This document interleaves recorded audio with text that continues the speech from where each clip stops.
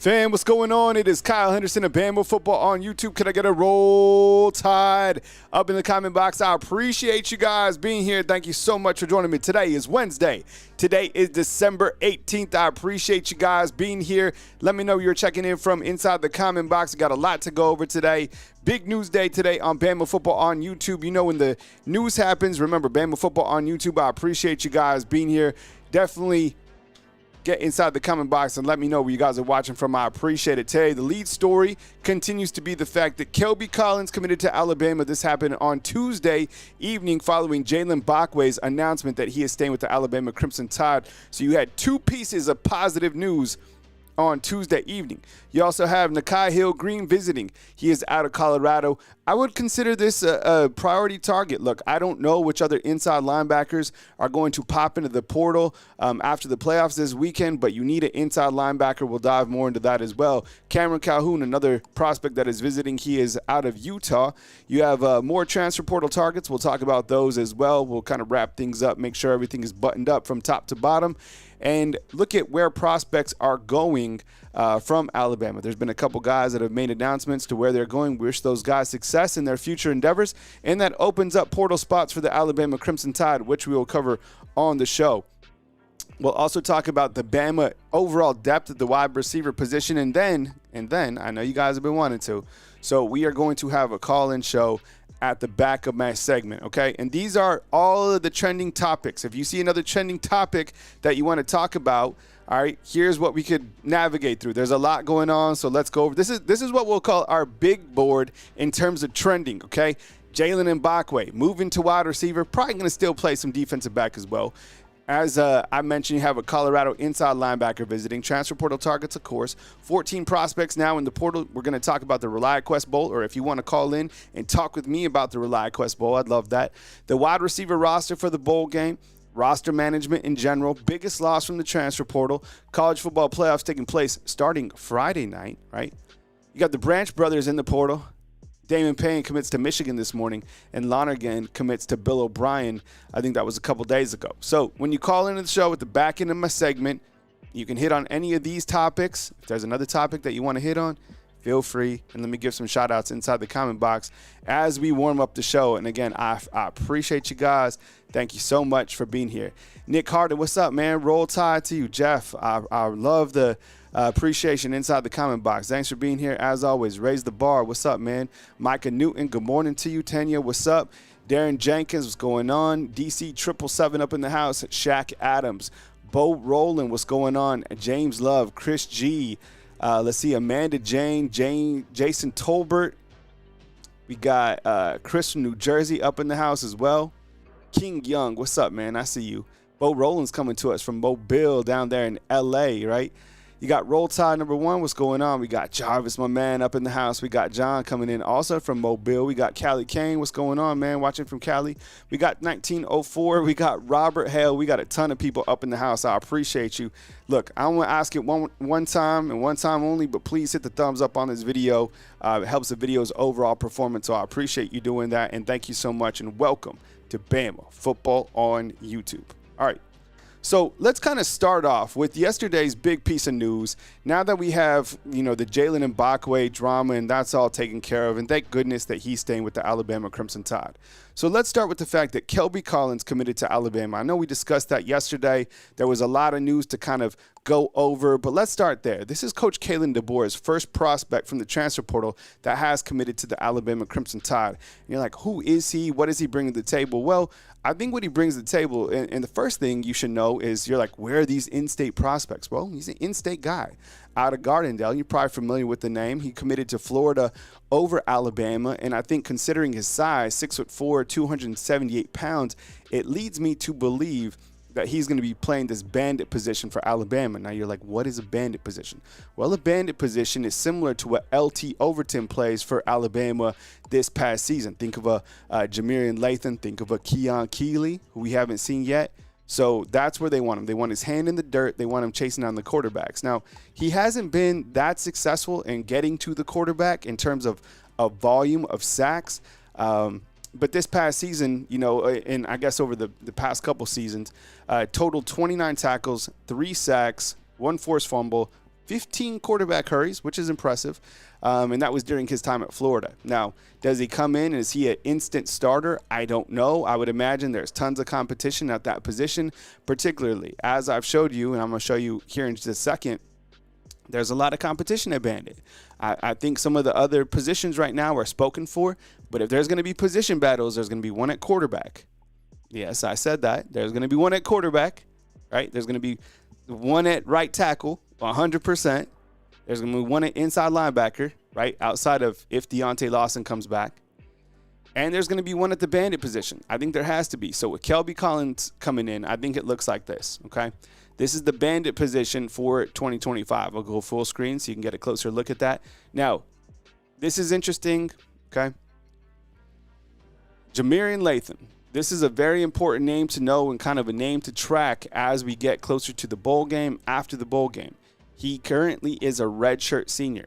Now, based off all of the COVID years and these extra years, Ja Latham actually can come back in 2025. But please notate this, okay? This is really important. When we start to talk about roster management, Ja Latham, this is trivia, which position did he start working at towards the back end of the season? He started working at that wolf position, right? So I don't know if he comes back in 2025, and I have a graphic that I put him with the wolf position, which I think belongs to Quay Rusa right now. Right? Just because he's a redshirt senior doesn't mean that he has to leave based on his eligibility status. He actually has one more year that he could play. So when you look to the bandit position for 2025, there's going to be a hell of a bandit battle. And it's Coach Kalen DeBoer's job and Freddie Roach. You think Freddie Roach is staying? Have you guys seen that he's leaving? I've seen the rumors and stuff, but I don't know. I haven't heard that he's leaving. He's kind of been a name that people have. It's weird with Freddie Roach, defensive line coach, right? Played here at the University of Alabama. I think he's even like the assistant head coach. That's his title. People either really like him or don't like him at all. It's the weirdest thing. And they always kind of point to the fact that he hasn't been able to recruit or develop some of these defensive linemen. But when you look to the bandit position for Alabama, here's where we stand. And I have a stamp over LT Overton because I'm not sure what he's going to decide. I would imagine, based on the season that he had this past year, that he will move on to the NFL. So you could put your hand over LT Overton and look kind of at the pieces. I don't know if Ja Latham moves to a different position, but then you have Keon Keeley. We still haven't been able to see him play at all, right? You have Jordan Renaud. You know what? Nobody talks about him, but he'll be on our sleeper watch for this coming 2025. Maybe he'll have a breakthrough season. He's pretty good. And then you have Kelby Collins, who is the new addition to the room. Now, I don't know. I've seen this before. I saw that Alabama is looking at Cavante Henry, the signee on the far right, as a bandit player. But being that he's only 220, you would have to put on weight similar to what you did with Keon Keeley to have him vie for that bandit position. So maybe, just kind of reading between the lines, maybe Alabama brought in Kelby Collins, and what they'll do is they'll move Cavante Henry to the wolf position. Or maybe that's where they want him to begin with. That's where Justin Hill, Quay Rusa, Jay-Sean Ross, right? Yanzi Pierre, Noah Carter. I don't know. If you've had detail to kind of research this, do you think that Cavante Henry will be a bandit or a wolf? And if you're like, what the hell does that mean? Bandit is basically a defensive lineman that is under 300 pounds, and a wolf position player is the old outside linebacker. Husky is your extra corner that's out on the field. Think of a Devontae Smith.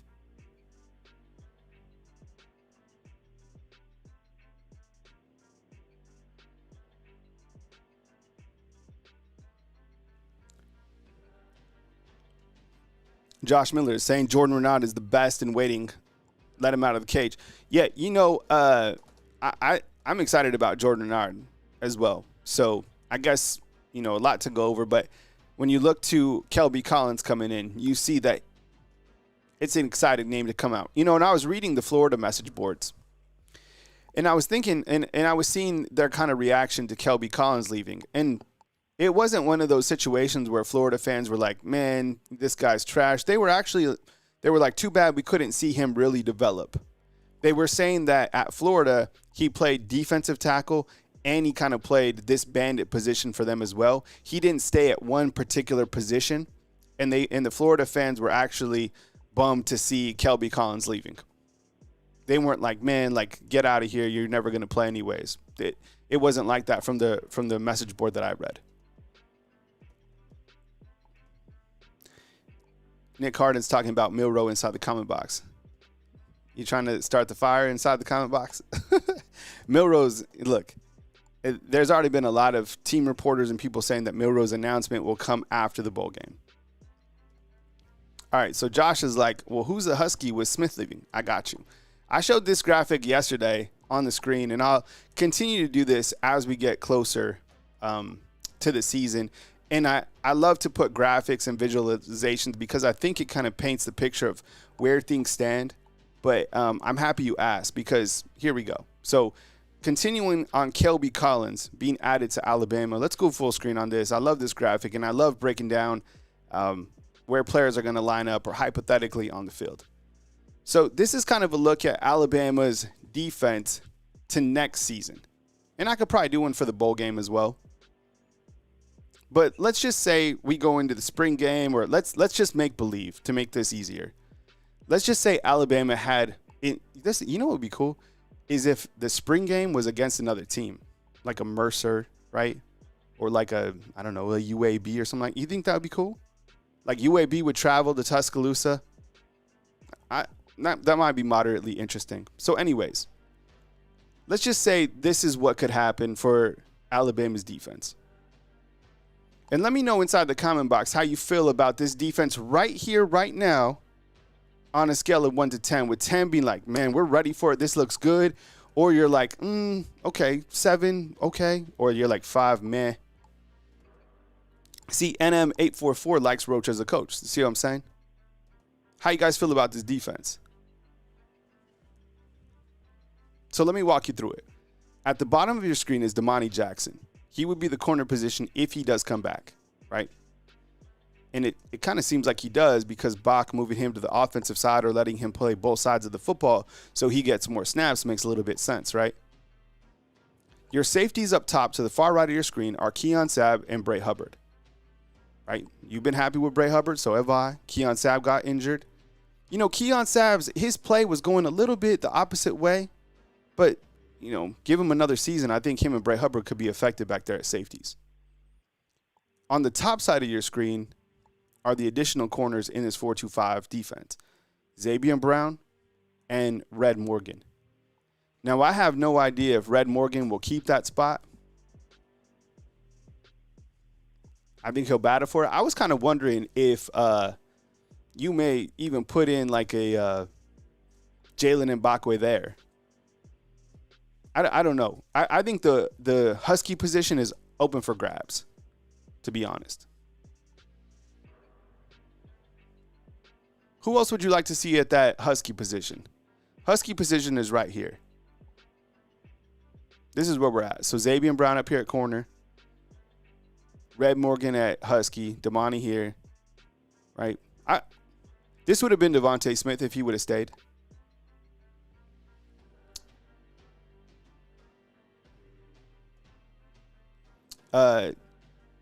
Tenya inside the comment box is like, I thought once they declared for the draft, they are officially former players that can not participate in the game.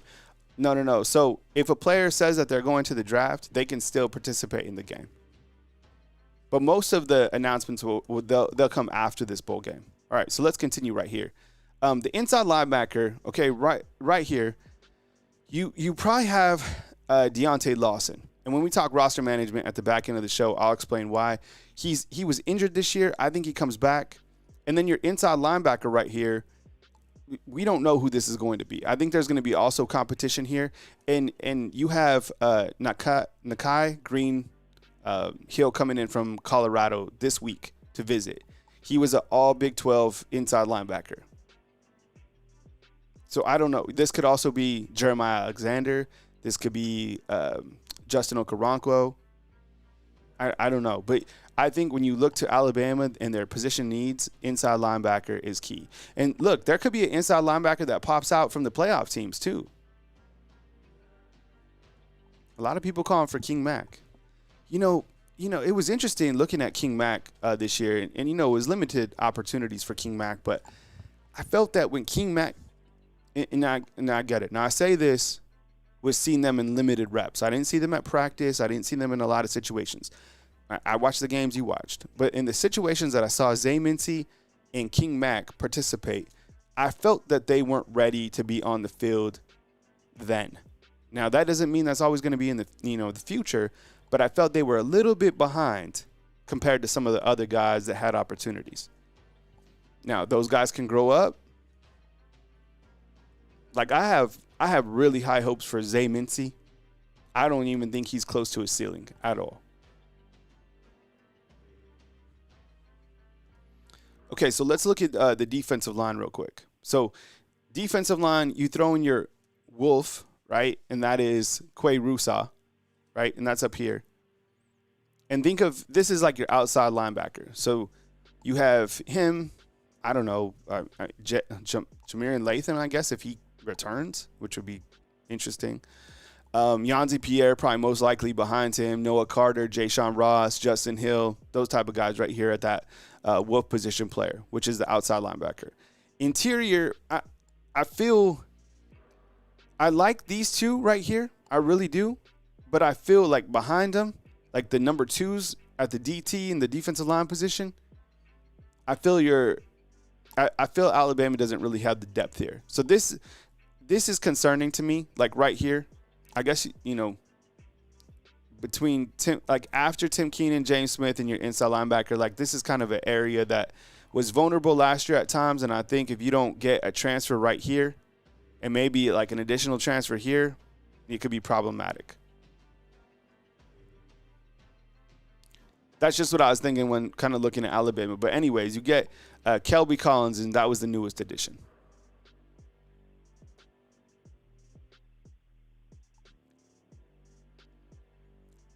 Before we move on from Kelby Collins, what was your excitement level about getting Kelby Collins? Like, again, he's going to have to battle, as I just showed you, with a couple other guys to be a starter. But what was your excitement level on Kelby Collins committing to Alabama? Sound off inside the comment box on a scale of 1 to 10. I was probably maybe like a 7, 6.5, 7. It was exciting just because Alabama finally got a commitment from the transfer portal.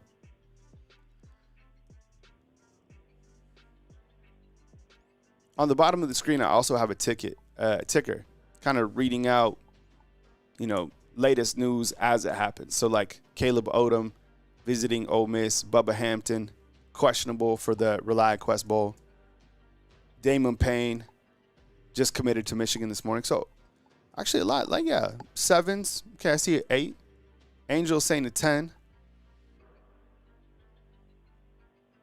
Jarvis saying finally stopped the bleeding a little bit. Cam W saying 6 to 7. Yeah, so we're around the same. Like, and we get it. It's realistic. Is this like an absolute game changer? No, but I think it's a valuable piece to the defense. And like Angel's saying, the more big bodies on defense, the better. It's me. Marvin says put a 5 on it. Owen says he was homesick. Rome says 6. All right. So, yeah, I appreciate the feedback. Other guys to keep watch on in terms of transfer portal targets, you have Nakai Hill-Green. As I mentioned, he's a linebacker. I do some research on him and stay close to your recruiting sites for news on him because I feel if he was to commit, we're on topic number 2 right here, Nakai Hill-Green. I watched his tape, and look, this guy's been around, okay? He has a lot of experience. He played actually 3 seasons at Michigan. He played 1 year at Charlotte, and then he played 1 year at Colorado. So I get it. That's 5 seasons. How he has another one, I have no idea. This past season with Colorado, he had 82 tackles, 11.5 tackles for loss, and 2 sacks and 2 interceptions. So that's Nakai Hill-Green. You see him visiting, you see him getting warm to commit to Alabama, I get excited about this one. This one probably puts you in like the 8-9 range, considering you need a veteran inside linebacker, in my opinion. I'm sure Alabama feels the same way. But you know the connections to Courtney Morgan because he was at Michigan. You can kind of almost look at the targets yourself out there in the transfer portal because a lot of these guys have ties to Michigan, right? Courtney Morgan, ties to Michigan. Just like the next player we're talking about too, Cameron Calhoun, who's also visiting soon. Ties to Michigan, right? He was recently at Utah, but also has ties to Michigan.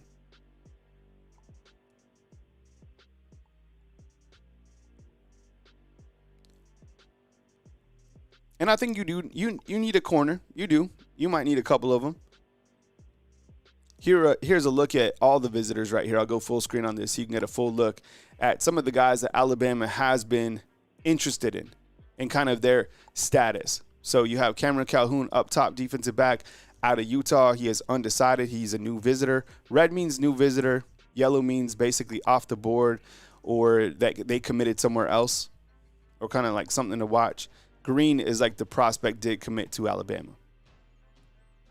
Cody Hardy, he was mentioned about maybe checking out Alabama. And there's been a couple tight ends that have been linked to Alabama, but considering that Danny Lewis pulled his name out of the transfer portal and is staying at Alabama, I think that I'm curious to see if Alabama is still looking at a tight end. Like, I haven't heard anything on Nate Boeriker down here.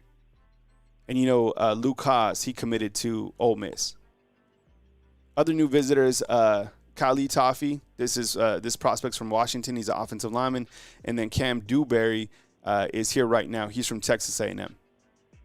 To be honest, these guys right here are a little bit underwhelming in terms of like their Pro Football Focus. Their numbers, it's not always indicative of like their overall ability, but just something that stands out. Like, I don't know if either one of these two is like is going to solve the right tackle position. I think these guys would probably be reserve offensive linemen, in my opinion. And that's, to be honest, that's the biggest area of need. 100%, in my opinion, the biggest area of need for Alabama is the right tackle position. I say right tackle, and then I would say probably inside backer. And actually, let me show you this because I was working on this morning. So I started when I was going through roster management and kind of looking at all the pieces that Alabama has right now. And I would love some feedback on this inside the comment box. We'll go one by one. I'll go full screen on this as well. So I put some overall grades on each particular position. Now, this is my take as of December 18th, okay? Like right now. Elisa Mitchell, what's up? I appreciate you. Thanks for being here. Rich B, I see you inside the comment box talking about the long snapper from Cal. Jason, what's up, man? Appreciate you. It's me, Marvin. Good morning to you. KG's like, we have no DT. KG, let's talk about that, man. I appreciate that feedback, okay? So this is how I have Alabama right here. And let's go one by one, okay? I gave the court, and this is 2025. So when I talk about this is today for 2025. You get what I'm saying? Like, no Milroe, no guys that have left, right? Like, guys who are leaving, like, this is next year's team, but we're ranking it today.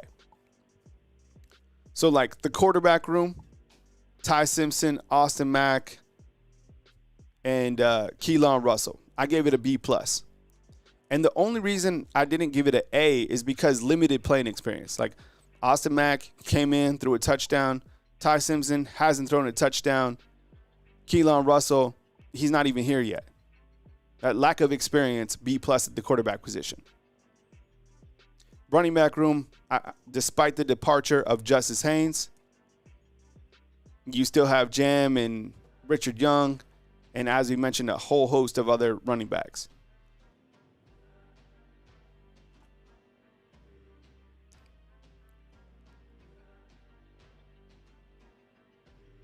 Byron was like, well, we don't know about Milroe yet. Don't start, man. It's too early for that.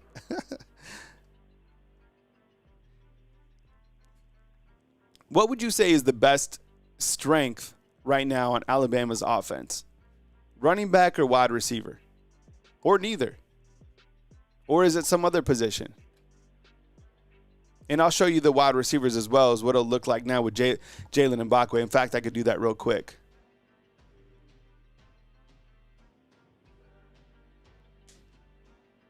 This is the Alabama wide receiver room with Jalen Mbakwe. And I still think Alabama does get another wide receiver. I would imagine that receiver is Isaiah Horton out of Miami. He's already been predicted to come to Alabama.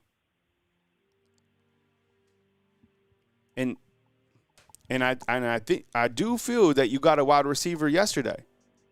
I think you got a wide receiver. This is him. Now, does that mean that you're going to add KC Conception right here or Isaiah Horton here? Maybe. You could take 2 from the transfer portal, I guess, because I think here's what I think. If Jeremy Bernard leaves, then you probably get Isaiah Horton and KC Concepcion. If Jeremy Bernard stays, you probably just get Isaiah Horton. Does that make sense? There's a lot of mouths to feed. These guys aren't going to come over here and get limited playing time. They're not coming over here to be blockers. Hey, Jamie, what's up? Saying Cameron Calhoun's committed today. Hey, thanks for the heads up, man. We appreciate that. How you feeling about it? You feeling Alabama? So here's the wide receivers, and this is with Jalen Mbakwe being added as a slot wide receiver. I have no idea which particular position he'll play. I would imagine the slot. You have Ryan Williams up top, Jeremy Bernard down below. So, if Alabama wants to swap out Josh Cuevas and put another wide receiver and go 4 wide with 1 running back, then maybe that's where Isaiah goes, which is a pretty strong offense.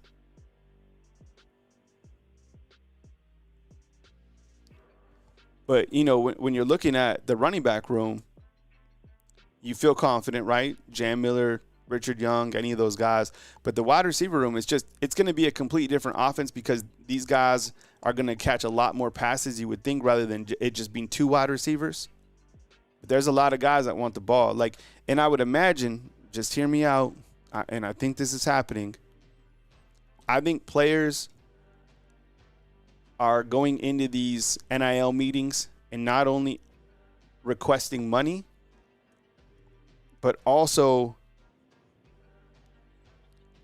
asking to get the ball X amount of times. So, do you think, let me ask you, do you think if KC Conception comes here, do you think he's going to have more receptions than Ryan Williams? Do you think that he's going to have more than Jalen Mbakwe and more than Jeremy Bernard? Do you think that KC Conception wants to come here and be the 4th best wide receiver? Do you think that Jalen Mbakwe wants to play under KC Conception? What if KC Conception comes here and he's better than Jalen Mbakwe?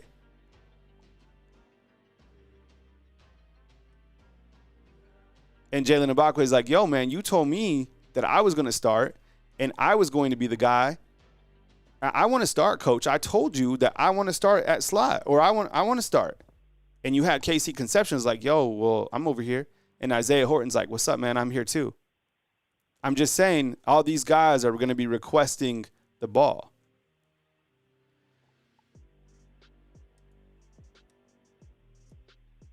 And I think these players, when they're going into NIL deals, I think they're asking for X amount of touches on the ball. Same with the defensive side. I want to play every 3rd down, right? I have to start. It's crazy, but I think these conversations are going on, as uncomfortable it is to think about.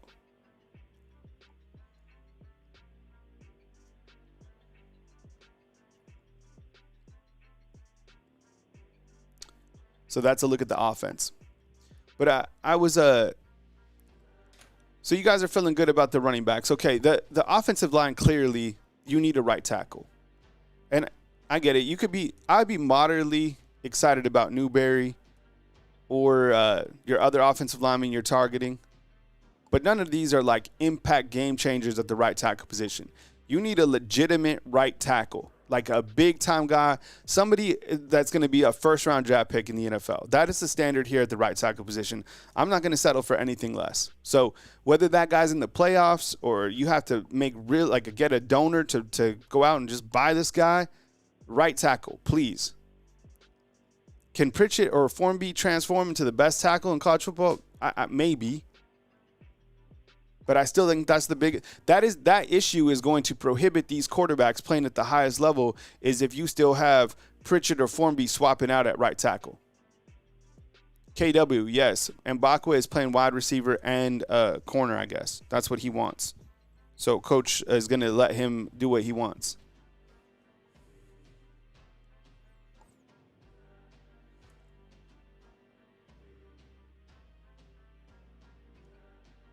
Sammy, what's up, man? Yeah. So what about, do you guys feel, how do you guys feel about these grades?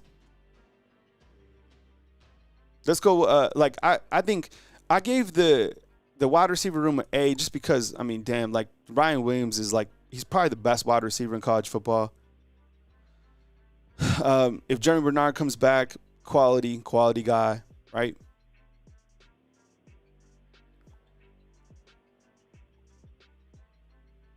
Jalen Mbakwe, even if he goes wide receiver, he's solid. Jalen Hell, nobody talks about him. I wonder how he's feeling about all this. Nobody talks about him, but people keep talking about Casey Conception, Isaiah Horton coming in, Jalen Mbakwe moving to receiver. What about Jalen Hell? Let me ask you this. Who starts, Jalen Hell or Jalen Mbakwe? Hey, Chris Waltman, I haven't heard anything at all on Keon Keeley. And I think Casey Concepcion right now is in the midst of taking all his visits.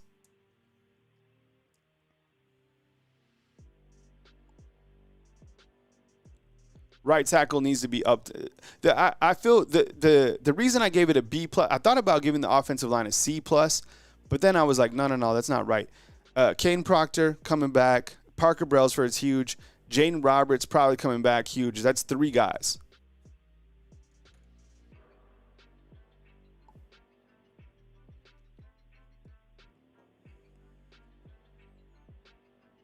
And you get Michael Carroll. You brought in Michael Carroll. I know, Max. I was like, but think about it. You got 3 guys that are returning starters. You added in Carroll.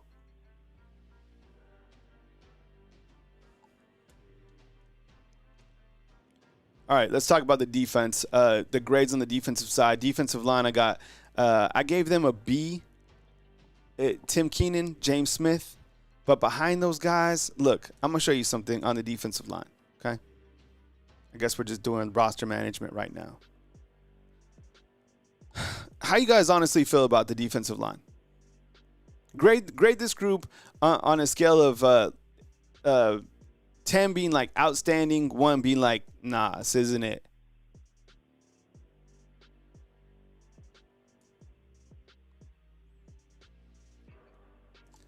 I feel, to be honest, I feel good about Tim Keenan and James Smith.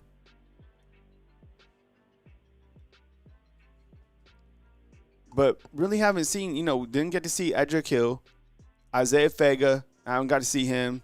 Jeremiah Beeman, right? Maybe Steve Mbua.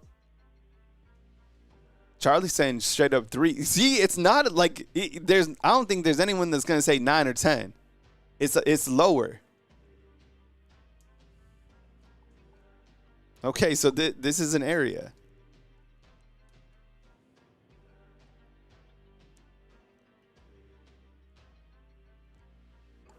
So you need somebody else to come in here. You know what would be scary? If Tim Keenan leaves, that's going to drop. Your ratings is going to drop right there.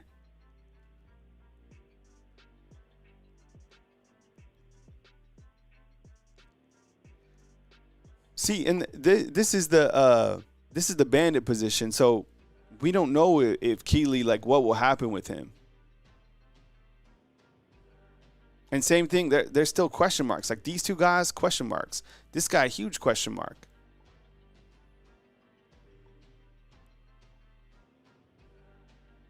How are we feeling about the bandit position? Let's say if all of these guys came back, I would say that's probably an A, to be honest, just because of depth and the talent that you have in here.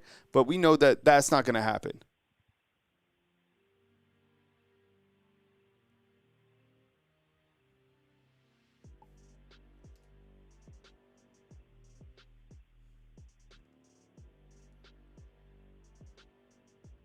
Okay, let's go back to my graphic real quick about grading.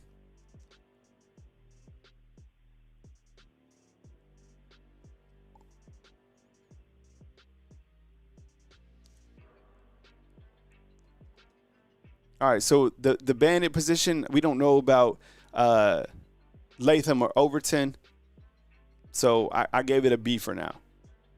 The wolf position, with Quay coming back, Justin Hill coming in, Yanze Pierre, Noah Carter, Jayshon Ross. What's the strongest position on the defense right now, like looking at next year? Sound off inside the comment box. Is it the secondary? Because that's a big change from the start of the start of this season.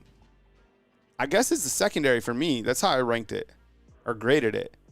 With Damani Jackson, Xavier Brown, question at the Husky. You got your safeties coming back.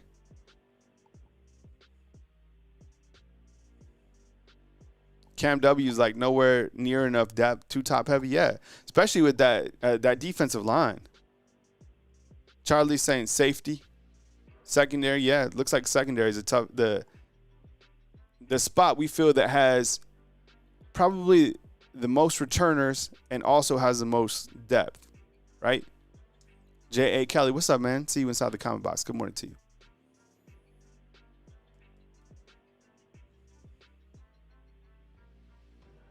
Defensive line, safety.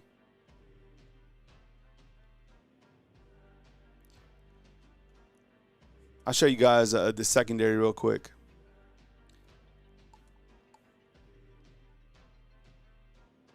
I like the corners. I mean, again, I'm going to say this all the time until it's over, but like we don't know if Damani Jackson's going to come back. But if Damani Jackson goes out, then I guess Jalen Mbakwe is starting at corner and starting at slot for Alabama, or starting at wide receiver. He'll be Alabama's Travis Hunter, which is cool.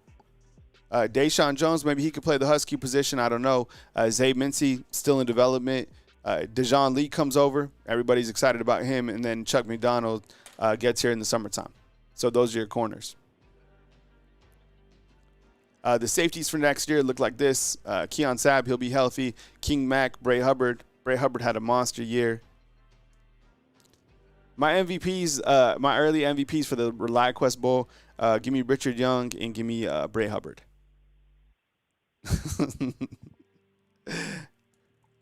Those are my Rely Quest Bowl MVPs. But you all know, look, I'm about to tell you, like, I don't want to start anything, but the area that I'm concerned most about is right here at special teams. This is the biggest area of concern for me is special teams. And I know you're bringing on preferred walk-ons from all over the country. There's a guy from California here and a guy from California there. These guys I don't care. Neelan Hibbett's been here a long time. You haven't had to deal with any bad snaps on special teams. James Burnham's been here a long time. It's going to be super hard to replace. And Graham Nicholson, even though I'm still kind of sus about him, the guy won the Lou Groza Award. So those three, you'll be able to find a new kick returner, punt returner. I mean, let's face it, the punt returner is Ryan Williams. And the kick returner put whoever back there. Just put someone fast. The worst decision. Remember the three things that I agree with so far. I got another one that I didn't agree with was Coach Saban. Out of the million things, when they put Jaleel Billingsley to return kicks. My other things that I didn't agree with was the cake bake-off and then Bill O'Brien as the OC. Only three things out of a million.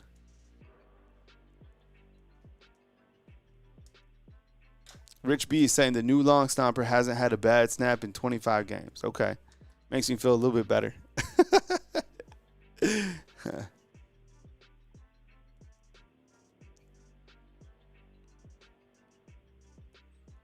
But my biggest area of concern is this area right here. Ooh, I would love for Jalen Mbakwe. Let Jalen Mbakwe play wide receiver. Let him play defensive back. Let him return kicks and let him play punts. Right? Just let him do it all. All right, what I'm going to do is I'm going to open up the phone lines for you guys. I know we haven't had calls in quite some time. So what I'm going to do is bring up kind of the board, anything that you guys want to talk about. Anything as it hits on the screen right here. Call line is open, 205-850-1994. 205-850-1994. Here are the topics that are pretty hot right now. Jalen Mbakwe, anything Mbakwe related, right? Colorado inside linebacker to visit. 14 in the portal. ReliaQuest Bowl. The wide receiver roster. Anything roster management is hot. College football playoffs, the Branch brothers. The Branch brothers aren't coming here, by the way. I don't think so. Like, you're not going to get everybody. Plus, you already got your wide receivers. Instead of Zachariah Branch, you got Jalen Mbakwe. You got Damon Payne committed to Michigan, and Dylan Lonergan to link up with Bill O'Brien. We got our first caller in. We got Angel stepping up from Pigeon Forge, batting number 1.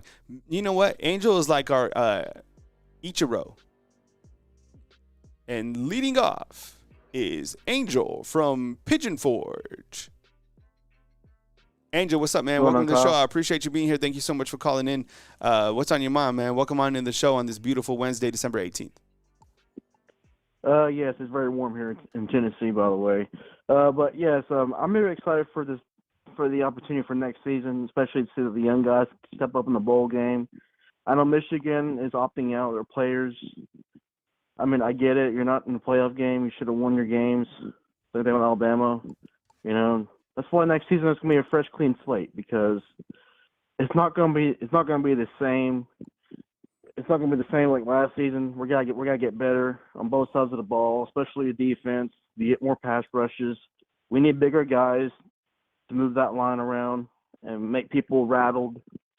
And that's what we were missing last year a little bit. I feel like we weren't giving enough, not enough aggression in that line, and that's how we lost the game with Vanderbilt, Oklahoma. We let them push us around, and I just feel like this year was just a down year, or like a I don't know.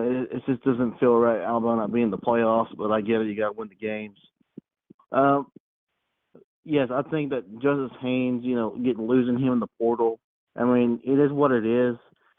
He should have stepped up more in the game. That opportunity was given to him, and he didn't step up. And that's why we got to win. That's what we got to do next season and get better. And especially with our schedule coming up with Florida State. Honestly, that game should be an easy win, really. Florida State is just not good. They got nobody. And with Travis Hunter. Let me hit on something real quick. How about Mike Norvell giving back 4.5 of his? He should have gave all of his salary from this last season. Yeah. Do you think there'll ever come a point in time, or do you think this happen that it'll be news before news? Coach Kalen DeBoer is donating $1 million from his own salary to keep player X. I have no idea but $4.5 million, that is something that just like really struck me. And that, look, there's been a couple other contracts out there of college coaches.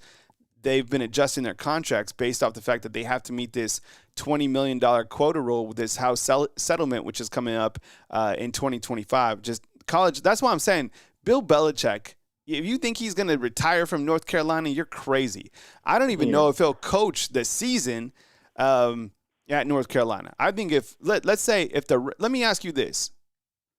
Inside the comment box, where would you rather coach right now? Seriously, based on like security, the parameters, around the actual sport, would you rather coach with the Raiders, or would you rather coach in college football with North Carolina? College football, really, because the NFL, they're going to fire you if you don't get the results.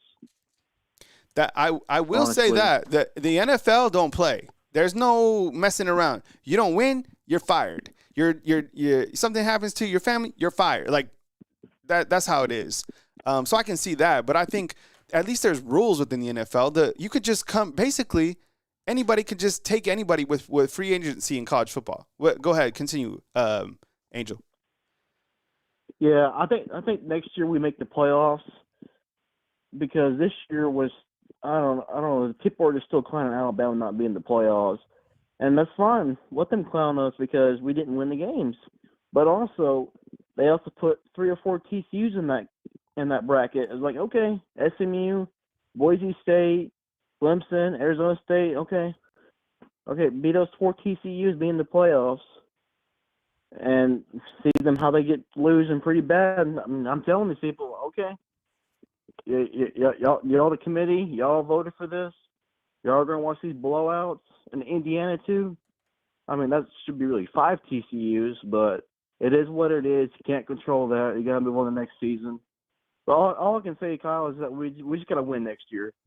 I mean, we got a couple good games that we can win, but Georgia, Tennessee, South Carolina, maybe LSU, and Auburn are the toughest games. Oklahoma, we should just smack them around Vanderbilt if Diego Pava is not coming back. I don't know. Honestly, I think This schedule, 10-1, yeah, maybe 11-2. yeah, Angel. I'm gonna run to my next caller, man. But I appreciate you joining in, man. All right. Thanks for starting off the party, man. Roll Take it Tide, easy. man. Yeah. Roll Tide, man. Angel calling in from Pigeon Forge.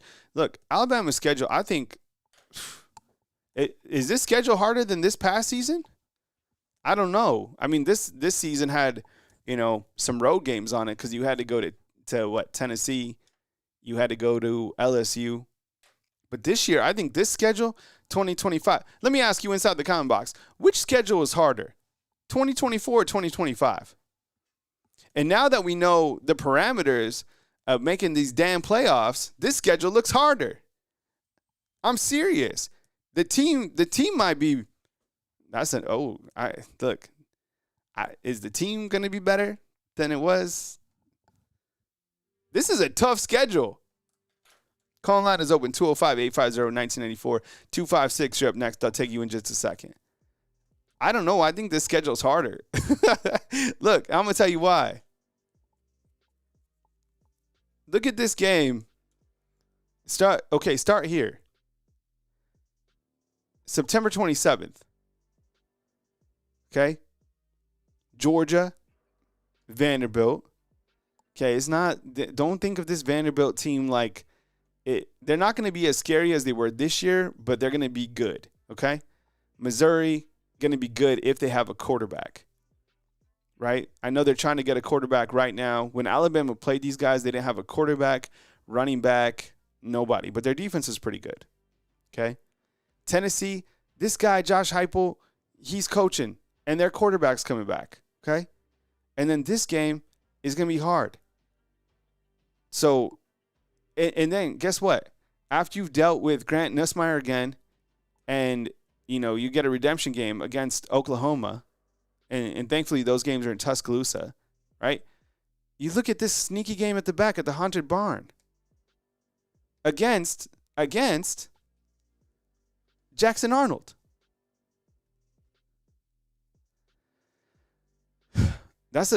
Lynn, which schedule's harder, this year or this last schedule? You think Alabama's going undefeated on this schedule? C-Rob, what's up, man? DeBoer going to have this team looking like we want when he gets all the set pieces. And look, this is going to be the interesting thing to watch is like now going into this season, and after some guys that don't fit the model have transferred out, after you've had a chance to work the transfer portal twice, after you've had a chance to really build your own recruiting class, and we talk about this all the time, and I appreciate the super chat. It's like now it's his responsibility to play the absolute best players, right? Not the best players that are best for the locker room, but the best players that are best for winning games and winning national championships. There's a lot of people that continue to say, be patient, and that's probably well advised. This schedule is going to be tough. Every schedule in the SEC is going to be tough. It's just, and what's frustrating about, there's nothing frustrating about having a difficult schedule. Todd, what's up, man? Good morning to you. But what's frustrating is the rules and parameters built around your schedule to make the playoffs. You'll be penalized for having a schedule like this. All right, 256, let's do it. Hey, good morning. You're on the line with Kyle Henderson. Who am I on the line with and where are you calling in from? I'm calling in from Hartsville, Alabama. What's up, man? What's your name, buddy? Eli Kirby. All right. Eli, where are you calling in from? Hartsville. All right. Eli calling in from Hartsville. Come with it, buddy. I think the receivers, like the entire receiver room, not just one person, I think they're going to have a really good year because Miller not being there, he's not going to have the ability to run like Ty Simpson if he's not there. So they're going to have to pass the ball more. And I think the receiver's going to have a really good year. Yeah, I on with Eli calling in from Hartsville. You know, Eli, I have the receivers up on the board right now, and you know, with Jalen Mbakwe now switching to the receiver room, and whoever the receivers are, I think you have to get out of your mind that it's not going to be just a 2-receiver show this coming year with a different quarterback that can operate the offense, right? So now you're looking at a quarterback that can really spread the football around, and that's why I think that if you're a wide receiver coming into this next year, you got to be excited. What was your take, Eli, on Jalen Mbakwe, this whole situation? Obviously, you're younger. What were you thinking? Were you were you disappointed to see him maybe hit the transfer portal? Or are you happy that he's moving to the offensive side of the ball? What's your thoughts, Eli? Go ahead. Well, at first I was kind of worried because he's so close to Ryan Williams and everything, and he's also a really good player too. But yeah, I think he'll be a really good receiver, and he may have just entered the transfer portal to get more money from Alabama or something like that. And I think he'll be. I think he won't play like Travis Hunter, like both sides of the ball as much as he did, but I think he'll play receiver some, and then go on the defensive side of the ball and play there too. Me too. All right, man. Thanks for calling in, Eli. I appreciate your support, man. Thanks for watching, and I appreciate you, man. All right. See you. All right, that's Eli calling in from Hartsville. Call line is open 205-850-1994. Yeah, clearly Eli is kind of feeling like all of us, thinking that I don't think he's going to be like the Travis Hunter. Like, I don't think he's going to go like all snaps in all the games, but I think that he's going to play on both sides of the ball. And I would imagine that this starts against Michigan. I think considering you're looking at all these wide receivers that are hurt, Cole Adams, Jalen Hell, Bubba Hampton, like these guys are out. So you have limited numbers right now at the wide receiver room. So this is the perfect time to do an experiment like this. So, I mean, does Jalen Mbakwe, does he get 6 targets? Maybe. Is he utilized in some jet sweeps or something like that? Probably. Is he returning punts? Probably. And just as you guys have said inside the comment box, is he returning kicks? Probably. Right? Because you don't have Kendrick Law. He's not back. He hit the transfer portal. I haven't even seen Todd. Todd's good at this. Todd, where's Kendrick Law? Where's he been visiting? I haven't seen any updates on Kendrick Law, where he's going to go. Kobe Prentice going to Baylor. Emmanuel Henderson visiting Kansas. Caleb Odom visiting Ole Miss. Everybody's visiting Ole Miss, right? And I also saw Colorado. But I haven't heard anything. I think I saw one Facebook site say Kendrick Law going to Florida State, but I don't know if that was ever confirmed. Big Chevy says he's going to Arkansas. Okay. That'd be good for Arkansas. Olive Branch, what's up, man? Saying Florida State or Arkansas. Okay. Those would be good landing spots for him. Lynn Shennefield saying, I don't see how Mbakwe getting on the field with the receiver room that's going to be this coming year. That's what he wants. That's what Ryan Williams wants. Like, I don't know. Like, that's going to be the interesting thing to watch. Is Jalen Mbakwe beating out like Jalen Hell or like a Casey Conception if he comes in?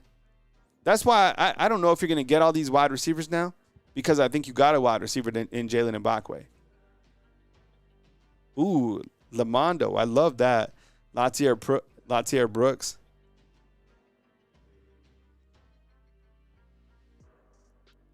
Jay Beck hearing that North Carolina has contacted Milroe. I haven't seen that. Jay Kelly is saying Box an elite playmaker. We were looking at his highlights yesterday. Like, man, that dude's making plays everywhere. He was making plays on defense, on offense, at quarterback. No, Jalen Mbakwe could certainly do it. Who knows, that would be what would be amazing if he comes in here and he is kind of a mini Travis Hunter. Doesn't play the entire time, but and who was the last player? I was thinking about that to kind of go both ways for Alabama. I don't think it was necessary. I mean, maybe Trayvon Diggs, because he started wide receiver. Then Coach Saban put him at the defensive, right, secondary. But who was, honestly, this is for everybody inside the comment box, who was the last player to literally get like legitimate reps? I'm talking like 10 on offense, even 10 on defense, 20 on offense, 20 on defense for Alabama. See, I don't think Diggs necessarily did that. I think he played both sides. Was it David Palmer, Ricky Smith? I'm not sure. You guys sign off inside the comment box. We got a 256 coming up next. Hey, good morning to you. Kyle, you're on the line with Kyle Henderson. Who am I on line with and where are you calling in from? Hey, man, this is Big Matt calling in from Northeast Alabama. Hey, Big Matt. What's up, man? I appreciate you doing this show, man. Good morning to you. Come with it, man. Yes, sir. First, I want to give you your flowers and tell you that you do a good job. And I've been watching you for a while, and I kind of do some sports media stuff too. And what you do is, trying to give good, honest opinions. And we're Alabama fans, but we still want to be honest with people and just kind of give them what they want, where sometimes it's good or bad news. And I'm just going to tell you that. I think you do a good job. Hey, I appreciate that, man. Thank you so much, man. So go ahead, Big Matt. Welcome to the show, man. Go ahead. I have an idea about this situation with Jalen and Ryan, about kind of what they did. After he put out that Instagram and said, bingo, I got action, which we know where that come from. Yeah. I knew when I seen it. It's from, next Friday when then Day-Day was in the phone booth. And he goes out and he runs the church ladies off the corner. He's blowing a whistle, and Day-Day's talking about top flight security. It seems to me, and I may be way wrong, I may be overthinking this, but is there a possibility that maybe they kind of cooked this up? There was never an offer. He was never going to leave at all. They just did this to create value for themselves. Because, now their podcast, how many people are they going to add to their podcast, bro? I mean, I'm just thinking at it that way about creating value for themselves. I don't know. Just an idea to put out there for the chat and see what y'all think. You know what? I think it's worth thinking about different ideas that are out there, because in that case, I mean, how could you hate on them? Like, don't hate the player, hate the game in that instance, because there's no rules around this. And if those guys are that intelligent to come up with something like that to elevate their overall brand and their value, man, like, is it wrong? Not really, because it's not against the rules. Like, marketing, right? Like, that is genius marketing. And maybe when they looked at somehow – and look, they're best friends. They were thinking, they're like, look, Ryan Williams making X amount, got to find a way to, increase Jalen Mbakwe's value. What could we do? Well, let's just say that he got an offer from somewhere, because this was the interesting thing. How did we know that he had an offer before he was even in the transfer portal? And you know what? We don't know. We're not going to know any of this. And Coach Kalen DeBoer, it's going to be interesting if he's asked about this, and he probably won't be. But look, I mean, marketing, when you're in marketing, I mean, there's really no rules in marketing. And if those guys are able to do that, then they're going to have an ultra successful career after they're done playing football, because that would be absolute genius. Now, realistically, was there tampering? That could be something else too. I was thinking about this. What if there's other schools that want to kind of deplete Alabama's resources, so they start offering some of Alabama's players, forcing Alabama to keep their own? I think what was probably what was likely is that Alabama didn't want to lose Jalen Mbakwe just because of the player that he is. So did they match? We have no idea. But I think they figured out a way to keep him based on his overall skill set. Because if you know Alabama football and you've watched Jalen Mbakwe play, like, you don't want that guy going somewhere else. Some of these other guys that we have on the board, we wish them well, and maybe they didn't fit into the system. I can't look at one guy right here, and no disrespect to any of these players, and I'm not like, damn, major loss. It was interesting, like Jaheim Otis, okay? ESPN had him as the #1 defensive target on ESPN.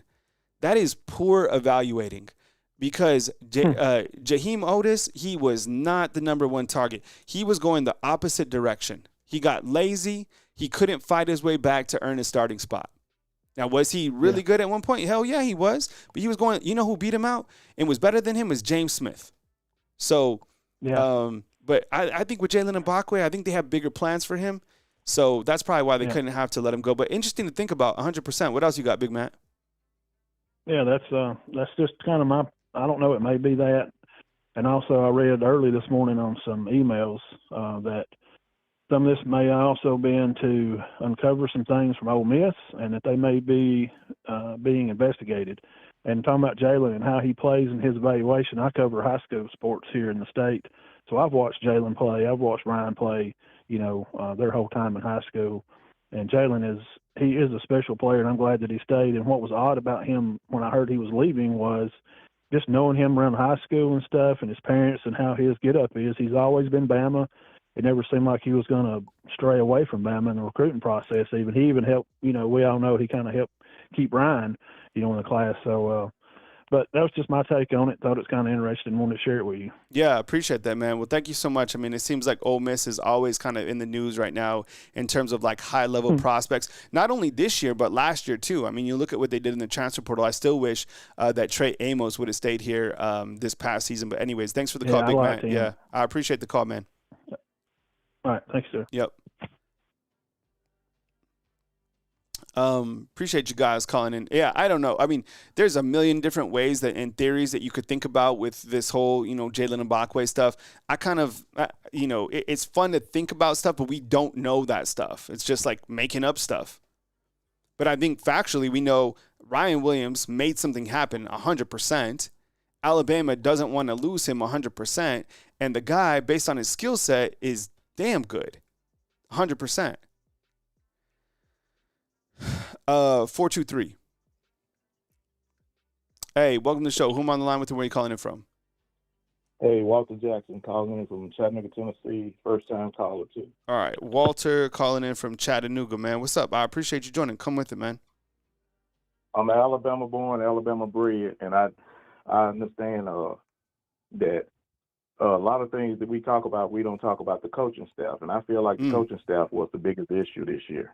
I don't know how anybody else feel, but I feel like the Bulls don't coach like a SEC coach. The defensive coordinator doesn't have a clue, and he is Womack is probably the most unsuccessful defense coordinator we've had. Even when Saban was there, he struggled. So, but Mbakwe, I'm glad he's staying. I think did we get Meadows? You got Derek Meadows. He was the last. Okay. He was the last to commit in the class of 2025. Right. Yeah. I'm impressed with what they got coming in from the commit class, but with Meadows, Mbakwe, Williams, that wide receiver room is loaded, and there's no reason they shouldn't be able to move the ball. And one of the things I saw in the Georgia game, we used the tight ends on the seam routes, and that tore Georgia a new one, and it actually opened up the run game too. We got away from that, and we never went back to it for the rest of the year. So, but my problem right now is just the coaching staff. You got too much talent on this team for them to play down for Vanderbilt, Oklahoma. I could accept to a certain extent losing to Tennessee, but that Alabama, that Oklahoma and Vanderbilt game, that killed us. Yeah, and the thing is, so Walter, good call, man. I appreciate it from Chattanooga. Stay here because I want to ask you another thing. But I think, it's been interesting to see how many people have given Coach DeBoer grace on like being first year, and I don't necessarily agree with that because of the roster that he had and that he inherited. I felt like that roster was good enough to do really great things with.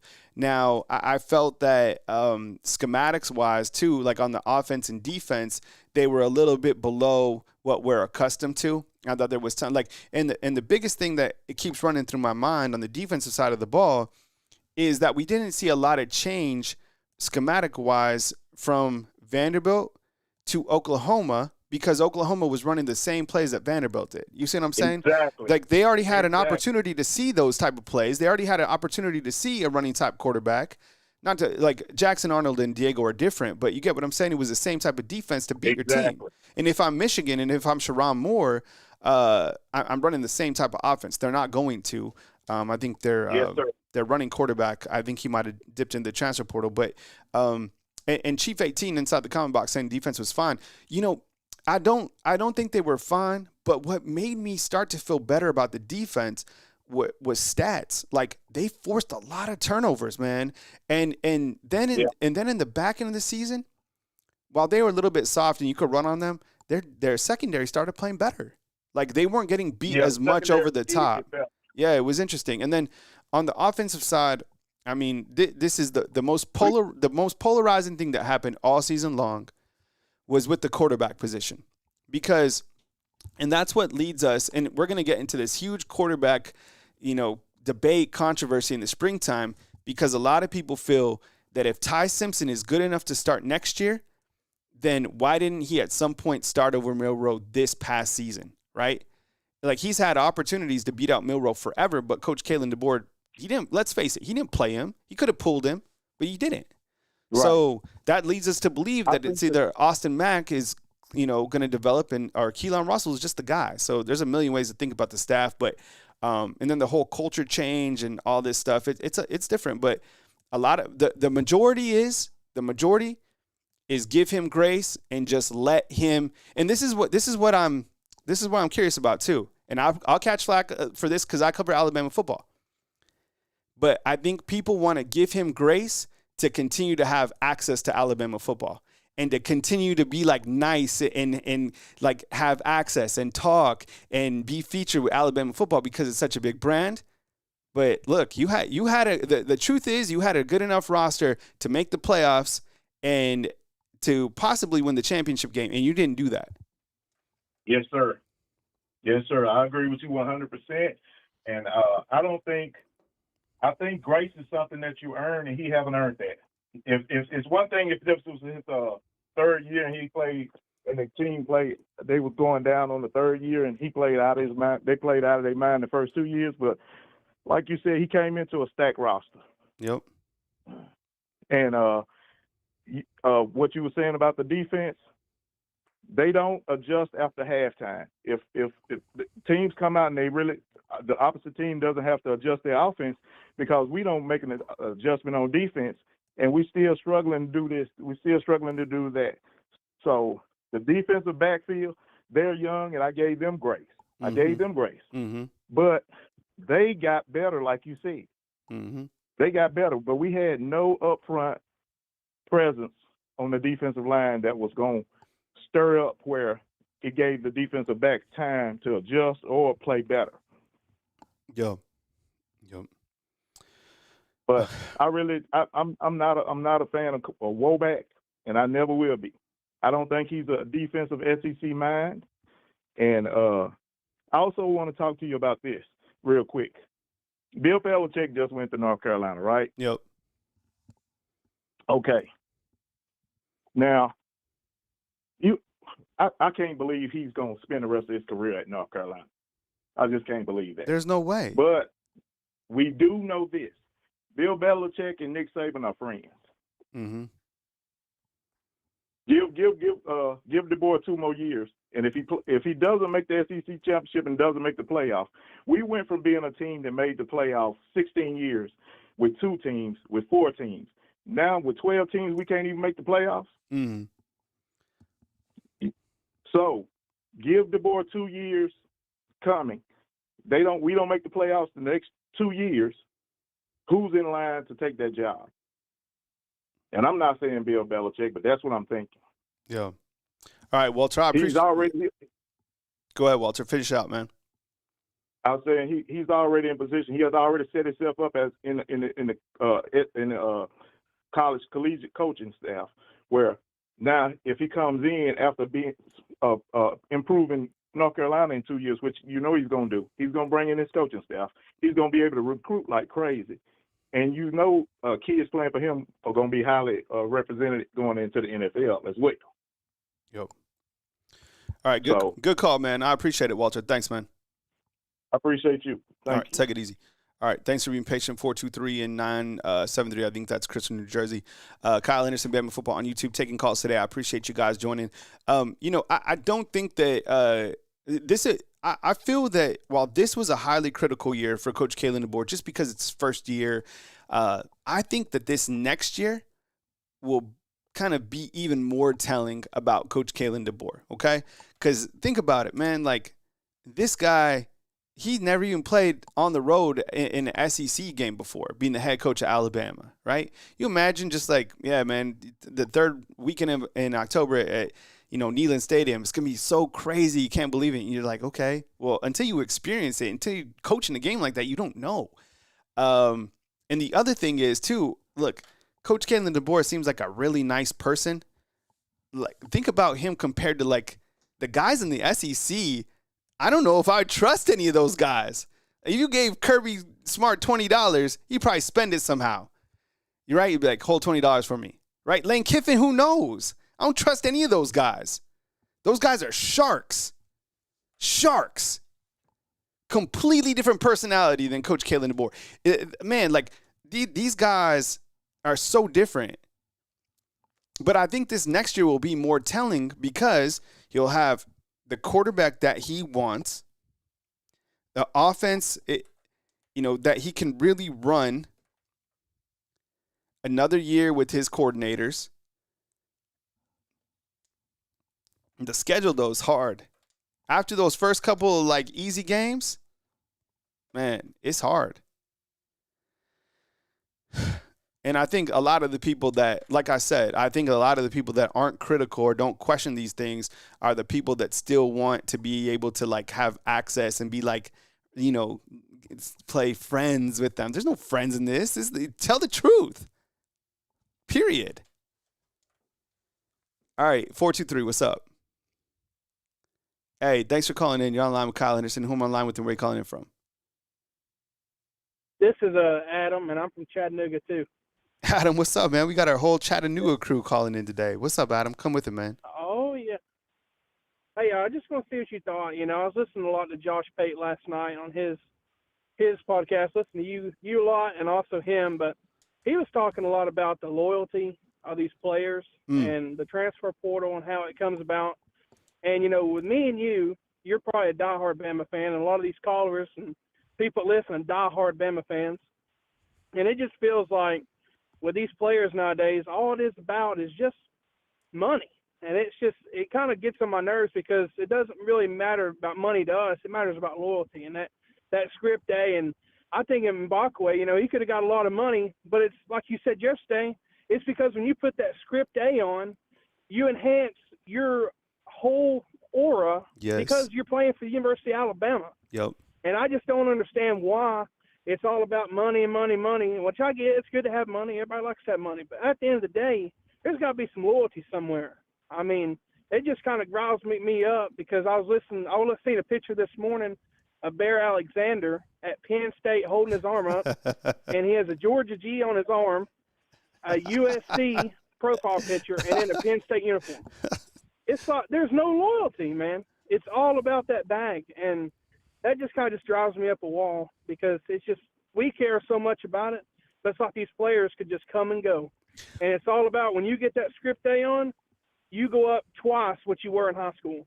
And I just don't think that's too fair. What do you think about it? Yeah, 100%. So let me ask everybody inside the comment box. It's probably like in the age range for like over 30 years old, right? Okay, if you're under 30, you're not going to have any idea what I'm talking about. But these are facts that I'm about to say. Okay, so growing up, watching the NFL, you fell in love with your team. And I get it. There's still diehard NFL fans out there that, do all this stuff. But before that, your team, before free agency, really captivated the NFL and what it is today. Your team, your NFL team was together for like 8 seasons. I'm serious. Like, am I telling the truth? Your NFL team was together. You had like your quarterback and your running back and your receiver together forever. And when a player left, it was like heartbreaking. You were like, oh my goodness, this guy, it wasn't like it is today, I promise you. And NFL ratings, I think, took a dip a little bit, and I think that's what's going to happen to college football because, right over the last couple of years, man, how many jerseys do you have that aren't you can't even wear them anymore because they say a different player, it's a different team, right? We have a Jimmy Garoppolo jersey over here. We have a couple jerseys over here. They don't even play on the 49ers anymore. So I think in college football, you're going to continue to see guys bounce here, there. Like this guy that Alabama's looking at, this Colorado inside linebacker, he played at Michigan 3 times. He's played at Michigan for 3 seasons, Charlotte for 1 season, Colorado for another season, and Alabama. Now, you're a fan of the brand. You're a fan of, I guess the team. But it's just it's college portal football. And that's what it is, college portal football. And you just have to get used to it. That's why I think there's no more, like the old benchmark of like Vanderbilt used to be trash. The new benchmark is 2024 season going forward. The elite teams will be elite. And we don't know about which teams are ever, like kind of in that Vanderbilt where they used to be range, because everything has changed. And Alabama, there's other teams right now at the top of the, pinnacle in football, and Alabama has to climb its way back. Can they? I'm sure, based on who they are, the money and the resources that they have. But this is a really big year for Coach Kalen DeBoer. I appreciate you, Adam. Thanks for calling in, man. Hey, thank you, Colin. And can I say one other thing? Yeah, for sure, man.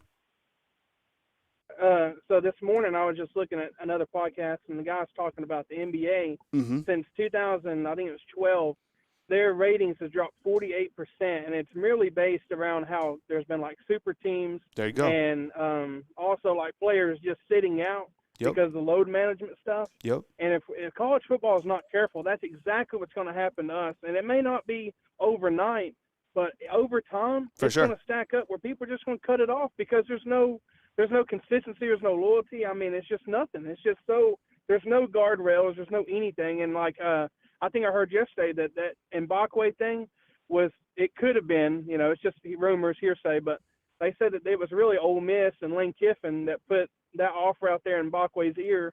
And it's like, dude, you could just call today, say, I'll give you $2 million. And here Alabama has to match it and puts us in a rough spot. And that's just garbage, and there's just no guardrails, nobody to answer to, and it's just not right. And somebody's got to do something, or we're not going to have football in 10, 15 years. Yeah, like we do now, college portal football. Just change out college football. It's college portal football. I appreciate it, man. Thanks for calling in, Adam. Yep. See you, buddy. Appreciate you. Yeah, I think the way the NBA, right? You don't even know who's on the same team anymore. Remember when you used to fire up? Did anybody play Tecmo basketball? Who played Tecmo basketball? Remember this on SNES? Man, that was a good game. Let me ask you, subtopic real quick while I get my next call. Post your favorite sports video game growing up. Obviously, I'm going to see I better see a lot of Super Tecmo Bowl, or Tecmo Super Bowl, rather. Tecmo basketball was a damn good game. NHL, look, I ain't play a lot of hockey games. I don't play video games now. Look, all I do is stream. But NHL 94, that was a damn good game too. I follow this channel on Facebook that just talks about, it's like retro video games, retro sports video games. Man, some of those games growing up. List your favorite sports video game inside the comment box. NFL, you know what? NBA Street was legit. NBA Street, I loved NBA Street. Oh, and NBA Live 97 was, oh man. Bill Walsh college football, Tyson's Punch Out. Bill Walsh, remember Bill Walsh's college football? There was Bill Walsh's college football. That was kind of like the first college. I was so excited to play that game. Remember, and it was the same thing. You go vertical. NBA Jam. Oh, man, NBA Jam was fire. He's on fire. Punch Out, Pong. NBA Jam was a good one. All right, we go back to the phone lines. Chris in New Jersey. Chris, you know what? Every single time you call in now, all I can think about is these golden mashed potatoes that you made for Thanksgiving. So now, they were tasty. In my photographic memory, I think Chris, New Jersey, golden mashed potatoes, mattresses. I love that. So what's up, man? How you doing, man? Well, listen, I've had a lot of reflection time. I've been stewing, and I keep on asking you and T in the chat. Can you please do this? Give me a Christmas present here. We need a CFP sucks emoji. Okay. Yeah, we can keep that up. Please, thank you. I mean, because you know what? The CFP sucks. All right, but listen, I'm calling on a positive note, Kyle. I got several. I want to talk about the portal. I want to talk about DeBoer, and I want to talk about Milroe, and they're all kind of linked. So, all right. So, first of all, the portal. I was been pleasantly surprised about how great we did, and I wish all these guys that jumped in here. Well, you're right about wasn't a fit. Whatever, no problem. We wish you well, including Justice Haynes. And he's a great back, but he's not worth the money. And we got to free up the money for some other things. And Jam was the better back. And I think that give this young and listen, the portal. I don't think any of them were a hit to Bama. Zero effect, including him. But then when I saw Mbakwe, my heart dropped. I was like, oh no. This is when it finally hit us. And getting him back tells me everything about Alabama. Yay, Alabama, the alumni, the university. That is fantastic. Fantastic. And he's back. And everybody in the undefeated, everybody should be with a giant smile on our face. That Grinch smile, the one that curls up around the side of your head, because Alabama got it right. He's back. Great. Now let's go into DeBoer and Milroe, and Justice Haynes is part of this equation. So DeBoer, I give him an A, and I'll give him an A. We missed the playoffs, and here's what happened. He stepped in, Kyle, he loses the national championship, and then he steps into the hardest and best coaching job in the entire United States of America. He has to step into a legend, the greatest college football coach to ever do it. I mean, anybody could say anything else. Knute Rockne and Bear Bryant and the others, but Saban's the GOAT. And so he's dealing with like NIL. It's all new. He has to recruit his entire roster of Saban people. How many did we lose? More than 20, right? He who is there leading the charge to stay? Book and Jalen. And so he gets in there, and Justice Hayes, remember, he came out and said, I'm staying.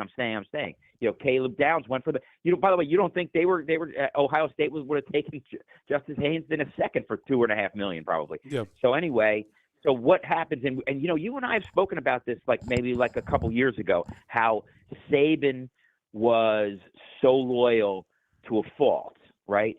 So now you get Kalen DeBoer, who obviously, first of all, he's a home run coach. This is the guy. He's going to be here. Stop calling for that he's getting fired. He's going to win. He's going to win the SEC next year, maybe the national championship. He's here. Who else do we want? Belichick this is a joke. We don't want anybody else. This is our guy, Kyle. All right. So, and I've thought a lot about this, right? So listen, I went to the mattresses with Milroe, as we like to laugh about. But look, here he is, a guy who, and Milroe, they were trying to, pick him off. I'm sure there was tampering going on, and he stayed. He also gets to the facility at 4:30 in the morning, right? Now, you have to go with him. Now, there's another part of this equation that nobody has spoken about, right? Blank and the money that him and Terrion, they were sharing some of the money with all the players. All the players were getting a check for, we don't know how much. Was it $500? Was it $1,000? We don't know. Yeah. Either way, when somebody gives you money, Kyle, you go, hey, every year, Bryce started it, giving the beats. Those beats cost $300 or $400. So he's got the team. He also paid for remember a year ago for the receivers to go down to Florida and train. Mm-hmm. Milroe paid for that. Mm-hmm. So, you have a loyalty to somebody, and plus he's a great guy. Now, listen, did I live and die And did I go to the mattresses with Milroe? I 100% did. But guess what happened? He played terrible against Tennessee, and he played terrible against Vandy, and he played really bad against Ohio State. And how much do you blame on the game plan?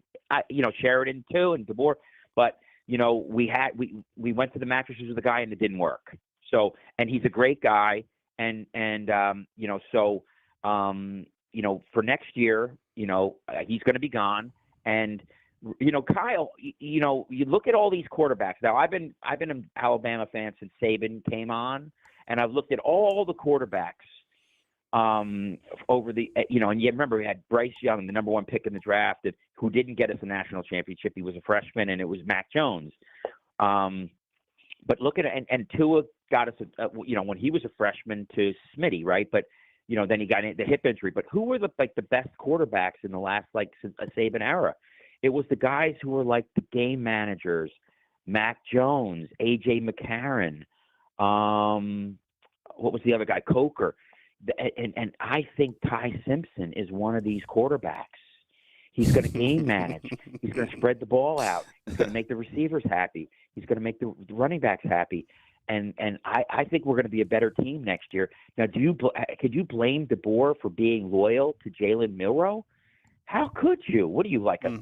You would be a terrible person. He stayed. He works hard.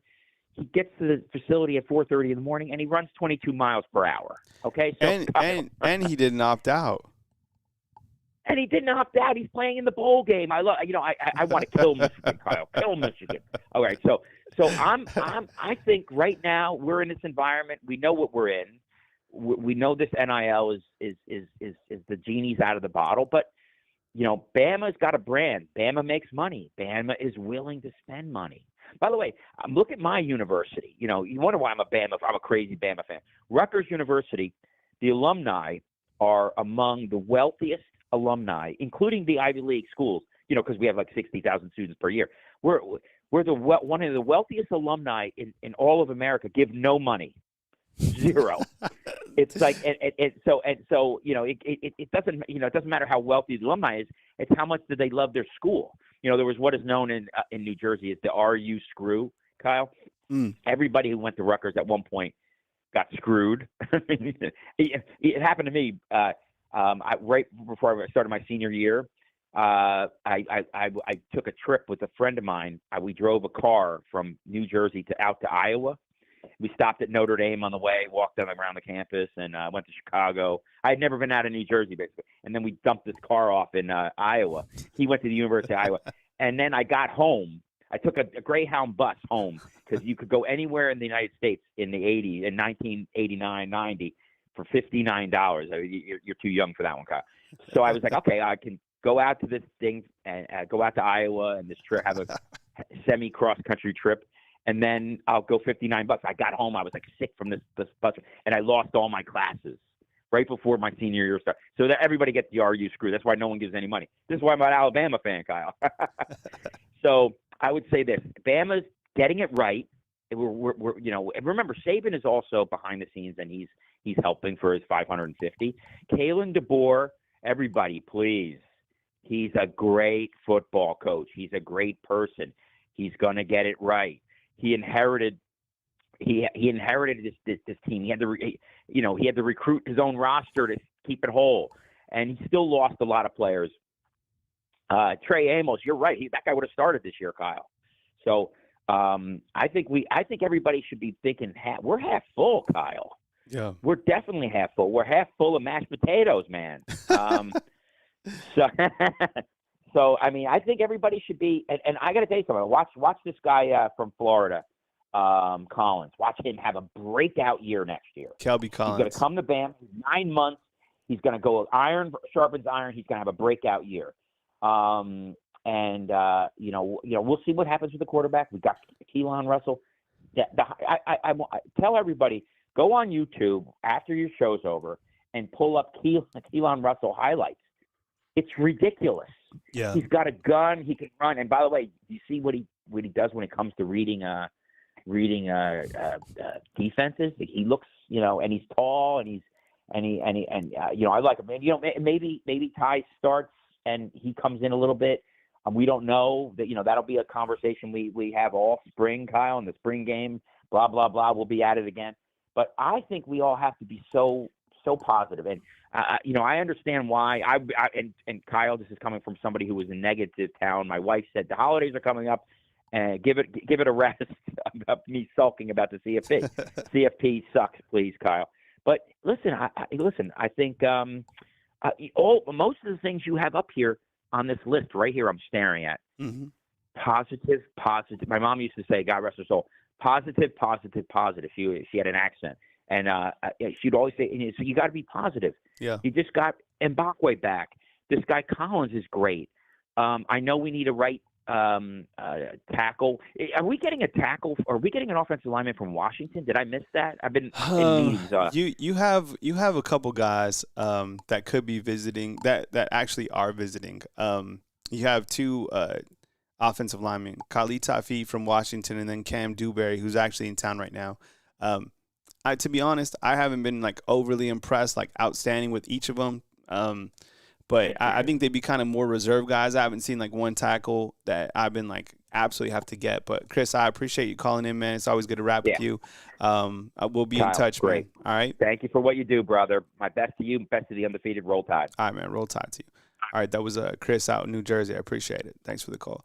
Yeah, I think when you look to like offensive line right now, I mean, I think it was one of the members inside the comment box, Scott, said yesterday, think about the teams that are in the playoffs.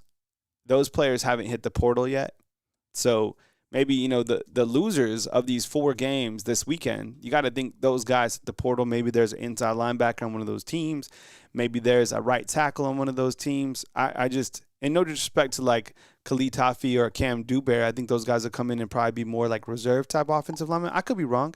I mean, I think from what I read with Dewberry is he played pretty much every position.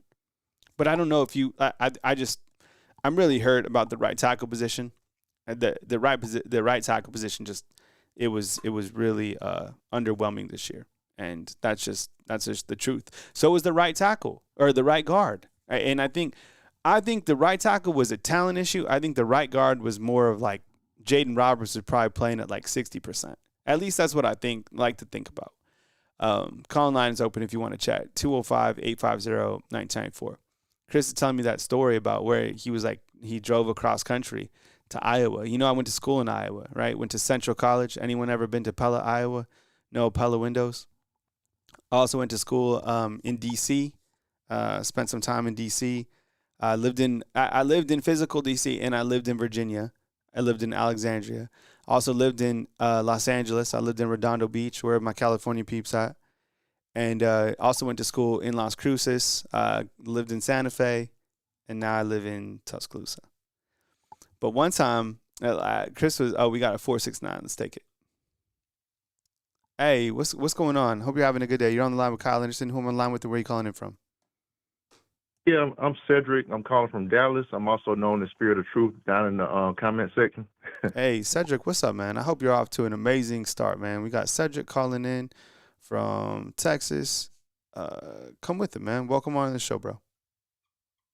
Yeah, I just had a few thoughts. I had like 3 quick points I wanted to hit, see what you thought of them. No doubt. And so Horton, the receiver from Miami, okay. I wanted to ask you what you thought about the fact that he hadn't gone into the portal yet, and if the Mbakwe situation might have affected that situation. Well, that's a good point, and welcome onto the show, Cedric.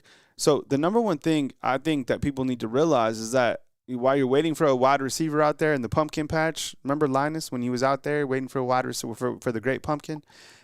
You got a wide receiver yesterday with Jalen Mbakwe. That was your like transfer portal receiver. Was Jalen Mbakwe. Does that mean you're not going to get Casey Concepcion? I don't know. Does it mean you're not going to get Horton? I don't know. The guy hasn't even hit the portal yet. So it's kind of the same thing. People are always talking about tampering. Well, how do we know that Alabama's going after this guy if he hasn't even entered the transfer portal? It's the same exact thing that happened with Jalen Mbakwe. You see what I'm saying? Tampering goes both ways. I would imagine that if this guy does go into the transfer portal, Alabama would be a great landing spot for him. Alabama, I mean, I guess you could say Derek Meadows is the biggest wide receiver coming in. This guy, Isaiah Horton, he looks fantastic. And I talked to some people at Miami, and if he leaves, that would be a significant gain for Bama. We all know that. So I don't know if having Bach coming in, if that, translates to Alabama not getting a receiver. I kind of find it interesting that when that stuff was going on, Mario Craver ends up committing to Texas A&M, right? I mean, I feel like Alabama is looking for a slot-type wide receiver. So trying to figure out, what's going to happen on the receiver position. I imagine you get somebody, and just like I was saying before, you still have playoff teams play. Usually better players are on playoff teams. So just my take. What else you got, Cedric? Yeah, so my second point is this. So Alabama and DeBoer coming over from Washington, I watched a lot of footage of like the Washington offense. And they ran what I would consider an extreme West Coast style offense, extreme West Coast. And so one thing I see that Alabama's kind of missing in that equation of pieces that he's trying to get is a running back that kind of does a lot of like pre-snap shifting back and forth that confuses the defense. That's kind of like a Reggie Bush type of guy, or Austin Eckler type of dude. And so I was looking at the landscape of the transfer portal, and I'm thinking about what's the guy, Zachary Branch from USC. Yeah. Now he's supposed to be a receiver in Lincoln Riley's offense, but I can see him playing like that shifty, like Reggie Bush type of guy in an offense like DeBoer runs. Yeah. And if we were to get Zach Branch and his brother plays safety, would kind of fill in that Devonta Smith situation, and he would replace the running back that we have in the portal, Justice Hayes. So I think that if we can get that package deal, it would be one of those situations that might actually get that staff excited enough to put some oomph behind the recruiting efforts, possibly. So it was just a thought of mine. Yeah, I mean, as much as I'd love to get the Branch brothers in here, I think that's kind of like a pipe dream. I don't think that's going to happen at all. I see J.A. Kelly inside the comment box saying that Bama didn't offer Carver. That's what the recruiting guys are supposed to say. Is like when a guy doesn't commit to Alabama, the recruiting guys are going to be like, well, Alabama wasn't interested in him anyways. And that's a way to kind of like walk people off the ledge. But like that's kind of just like sometimes guys go somewhere else because they got paid more, is a better fit for them. But I see both ways. But it's like if Bama doesn't get somebody, everyone's like, oh, well, Alabama wasn't that interested in the guy. You know what I'm saying? Like, think about it like this. I promise you'll see this. KC Conception goes somewhere else and then be like, oh, well, Alabama was really more interested in Jalen Mbakwe than KC Conception. Like that's how they frame it, because they can't tell you like the exact truth when, somebody outbid them, or they felt it was a better place to go. And that's kind of like called telling the truth as opposed to like protecting and like being friends with the university. Just my take though. Let's see. In terms of like DeBoer using the West Coast offense, see, I feel that you get more into like this is why this year will be so critical for Coach Kalen DeBoer in terms of like having a quarterback that can really run his system. And now that you have your two running backs, and your wide receivers, depending on how you can scheme those guys, man, like I like the wide receivers where they're at right now. I want to keep talking more about Jalen Hill rather than sometimes, you know what I'm saying? Like the grass is always greener like on the outside perimeters, but like the guys you have in house, man, give me a healthy Jalen Hill. I'll be happy with him. I'll be really happy. And Bach, I mean, shoot, this guy can play. Ryan Williams, my goodness, best wide receiver in the country. I kind of feel like Jeremy Bernard will go to the NFL. How you feel about that, Cedric? Yeah, I think that we'll get him back on one more year, because I think that even though he kind of showed signs of greatness in the Auburn game and he had some steady consistency, I think that he needs to do a little bit more over the course of a year to kind of stand out as an elite receiver before going into the draft. Mm-hmm. And so it's not that I don't think he had a potential to get drafted, but I think another year would take him from like a 5th round receiver to like a 2nd or 1st round receiver. Mm-hmm. You know what I'm saying? Yeah. I had one last question for ahead. You. So I've been also been following Ryan Grubb in the NFL, and ironically enough, some of the same talking points that we've been kind of like talking about Alabama, he's been getting the same criticisms in the pros as far as not running the ball enough and that kind of thing. And weirdly enough, the same talking points that people have been having as far as like a mismatch between Jalen Monroe and DeBoer. They've been saying, but that Grubb has been having the same kind of like they've been having a sense of a mismatch between Grubb and the Washington coaching staff because they're more like defensive minded, and they're kind of like they don't seem to be on the same page. And so a lot of these podcasts for the Seattle Seahawks are talking about one and done when it comes to Ryan Grubb. I just want to get your opinion. If he is one and done, is it a chance that Nick Sheridan gets pushed to the side and we end up with Grubb possibly? I don't know. I mean, it's something probably interesting to think about. I mean, this is the first year since 2007 that Coach Grubb and Coach Kalen DeBoer haven't been together. I think, look, considering what the Seahawks have been able to do, they haven't been that bad. I mean, think of their quarterbacks, Geno Smith. You know what I'm saying? So, and the NFL don't play. So if they need to make changes, they will. It didn't seem like the rumor out there was, this is the rumor. We have no idea if this is true. The rumor is that Ryan Grubb's wife didn't want to move to Tuscaloosa. I have no idea if that's true. People put all sorts of shit out there. It's like you see all the sorts of stuff. I have no idea. Would I think if Grubb came over here, yeah, I think Nick Sheridan wouldn't be the OC anymore. I think Ryan Grubb would call the offense. I think that was probably a missing link this year.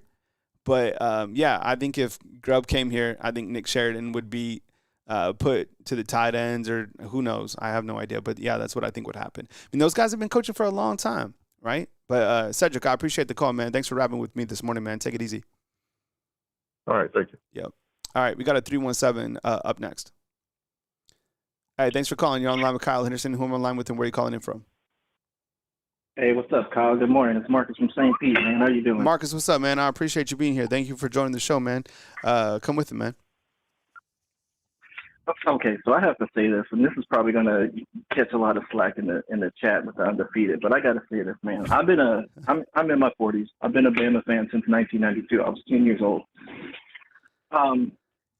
And so I've always had the mentality of just being grateful. Like, we've had some high highs, we've had some low lows. Yeah. But I'm very shocked and surprised at some of the Bama fans that are super judgmental of how this coaching staff has done. I've said this in the chat a few times on different shows, and I think I may have said it on your show yesterday or the day before, but you don't lose the GOAT, the OC, and get a new head coach, get a new OC, get a new DC, and expect this team to just go 10-2 and hop into the playoffs and go undefeated. Like that's not a realistic expectation. That's not realistic. One world where it was everybody living in where you thought you could lose Nick Saban, who's the greatest coach of all time, and you thought that the team was just going to keep coasting. It doesn't work that way. The only two people who were left originally from Coach Saban's staff when he originally got to Tuscaloosa was himself and his what was that guy who held the cup for him and followed him around on the sideline, the older black guy? I know y'all know who I'm talking about. Cedric. Yes. They were the only two people left. They were the only, and I think what was Gillespie and somebody else. There was four people from the staff. Well, people from the staff. You lose. Yeah. No, I get what you're saying. You had Freddie Roach who stuck around. You had Robert Gillespie, and then like the quintessential pieces you had to keep was Jeff Allen and then David Ballou. But go ahead. Yeah. So what were people thinking was going to happen when Coach Saban left Alabama, and he kept dealing with constant turnover, kept losing coordinators? Did y'all think that Coach DeBoer was just going to walk in here and blow the doors off the SEC? Like, I think he will eventually, but he's got to take his lumps, and he's going to take his lumps. The same thing when it came to Jalen Milroe. When Coach DeBoer was announced as the head coach, everybody was like, oh, man, Jalen Milroe's going to win the Heisman, because everybody kept comparing him to Michael Penix Jr. But a lot of people don't understand is Michael Penix Jr. and Coach DeBoer had time together. They had years together. They had years to work together in order to develop this relationship to where Michael Penix Jr. becomes his first-round draft pick, and Coach DeBoer goes and plays in a national championship with a roster that had no 5 stars on it, but they all played like 5 stars. Like, I don't know. Am I weird for thinking this, man, or what? Like, what's what's your thought process on this? Because I didn't think that was realistic at all. Well, I think the biggest thing that people like are still reeling from, to be honest, is like losing Coach Saban was like such a monumental piece in people's life, right? And we never ever Absolutely. really had time. There was like a brief period of time, I think it was during like the field ceremony or something like that, when they named the field after him, that we finally had time to like accept it. But still, like, you're still reeling with like somebody who is the greatest ever. And then on top of that, somebody who took over is the completely different personality. Obviously, they're both great football coaches, right? But think about our standards and like where everything is at, right? But then college football, this is also what happened at that same point. When Coach Saban left, not only did the greatest college football coach leave, college football, this is so important, college football completely changed. We're basically playing a whole different game of strategy because of the transfer portal and NIL. It happened simultaneously. So everything changed. Yep. So, I mean, and then you could criticize Coach Kalen DeBoer in Alabama for not making the playoffs, right? The Oklahoma game, that sucked. They were out coached. They didn't perform well. But also, the rules to make the playoffs in college football, they don't even make sense. So, like, was Alabama one of the best Agreed. 12 teams? Yeah, they were. But did they fit into, like, this weird box that you have to make the playoffs? No. So when you think about Alabama not making the playoffs, which they didn't, you're like, damn, that's on you, Coach Kalen DeBoer. What's really on Coach Kalen DeBoer is losing that Oklahoma game. But he had his team prepared, 100%. right? And I think you did start to see this team improving. You saw them slowly on defense, right? The secondary started to come around. Look, as much as that guy was criticized, he knew what he was stepping into. There wasn't nobody, like Coach Saban taking over for him, there wasn't anybody in this planet that could take over and for us to say nothing. We're fans of fanatical, right? Coach Kalen DeBoer, absolutely. he's been able, while he's gotten animated on the sidelines and stuff, he's pretty much been level. He's been rationally upset, but he hasn't like freaked out or like stormed off the podium or anything. So credit to him. You know, he has a lot of emotional stability in terms of where he's at. Now, this next year, all eyes are on him, of course, but he's got the number 2 ranked recruiting class. So that kind of tells you something. But again, the schedule is very daunting. People will be criticizing him for this, that, and the other, and it's hard to coach here. So let's see what you can do. You're right, man. But the point is, college football. This is completely different. This is college portal football. Go ahead, man.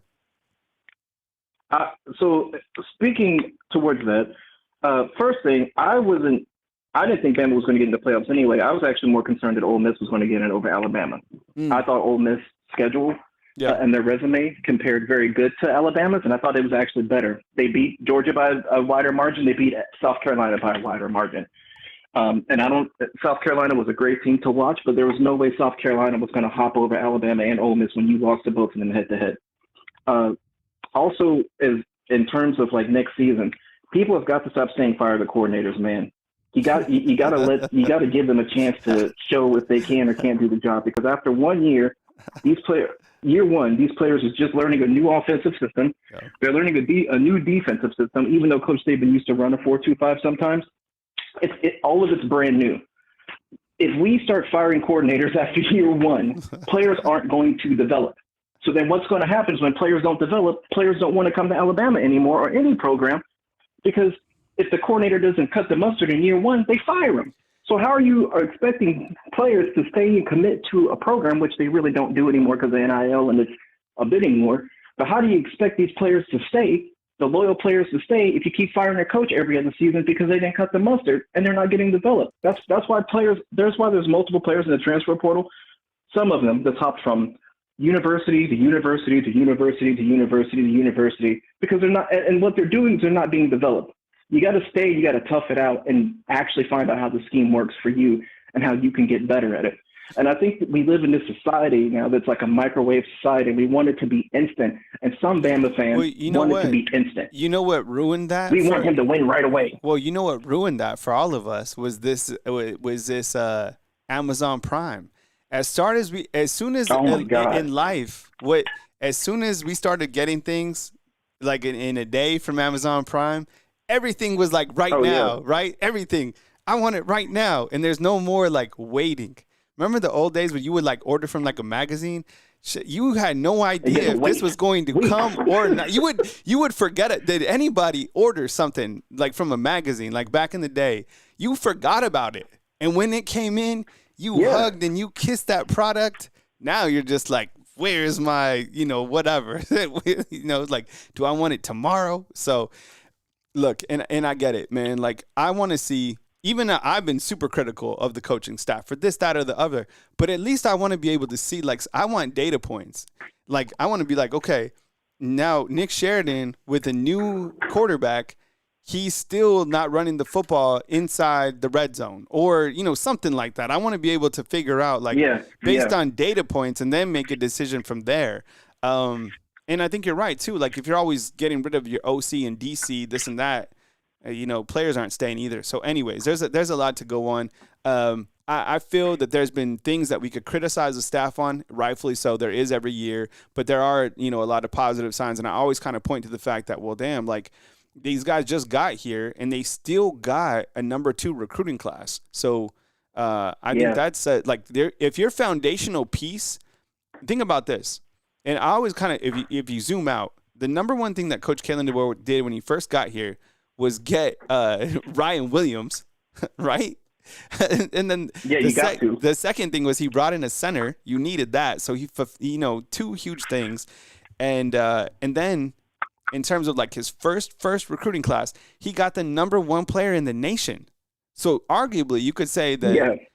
I mean, Ryan Williams, I don't know where he was ranked in 2024, but let's just face it, he was the best freshman in the nation. Maybe so was that other wide receiver from Ohio State, but you get what I'm saying. Like, so in 2 years, you're telling me that Coach Kalen DeBoer has brought in Ryan Williams and Keelan Russell, and those are his 2 foundational pieces? Like that, if you zoom out, it's hard to get, upset about that.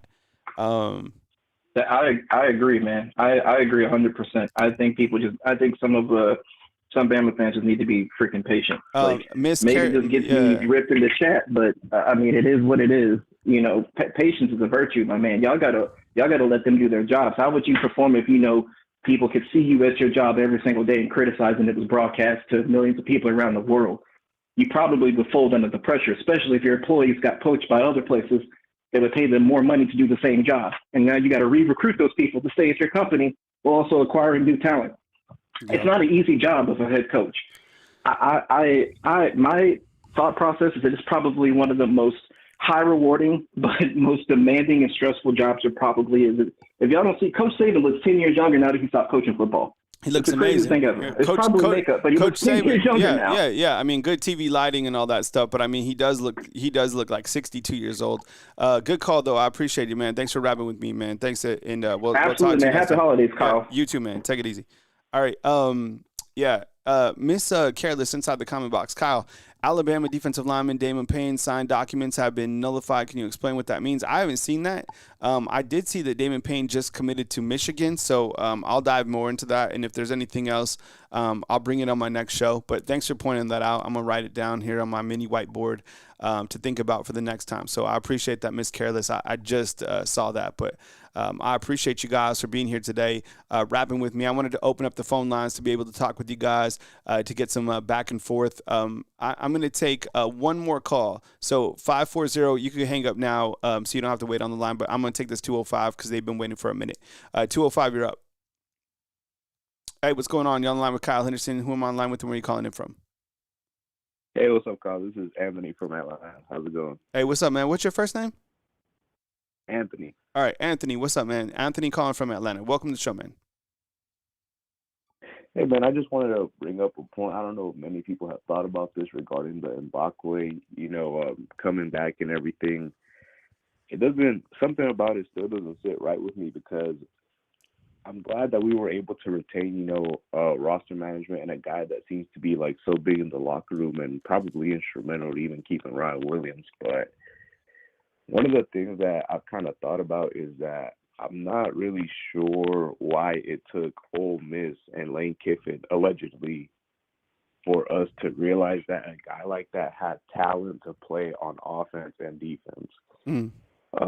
Simply because supposedly what the guy wants is he wanted to get time at wide receiver and DB. I think the 7-figure deal that he had kind of comes on that, like from that. I think that since he's getting paid like both a cornerback and a wide receiver, I guess that's why you pay him what you pay him, because at that point you're basically giving him the NIL that you would a DB and a wide receiver, right?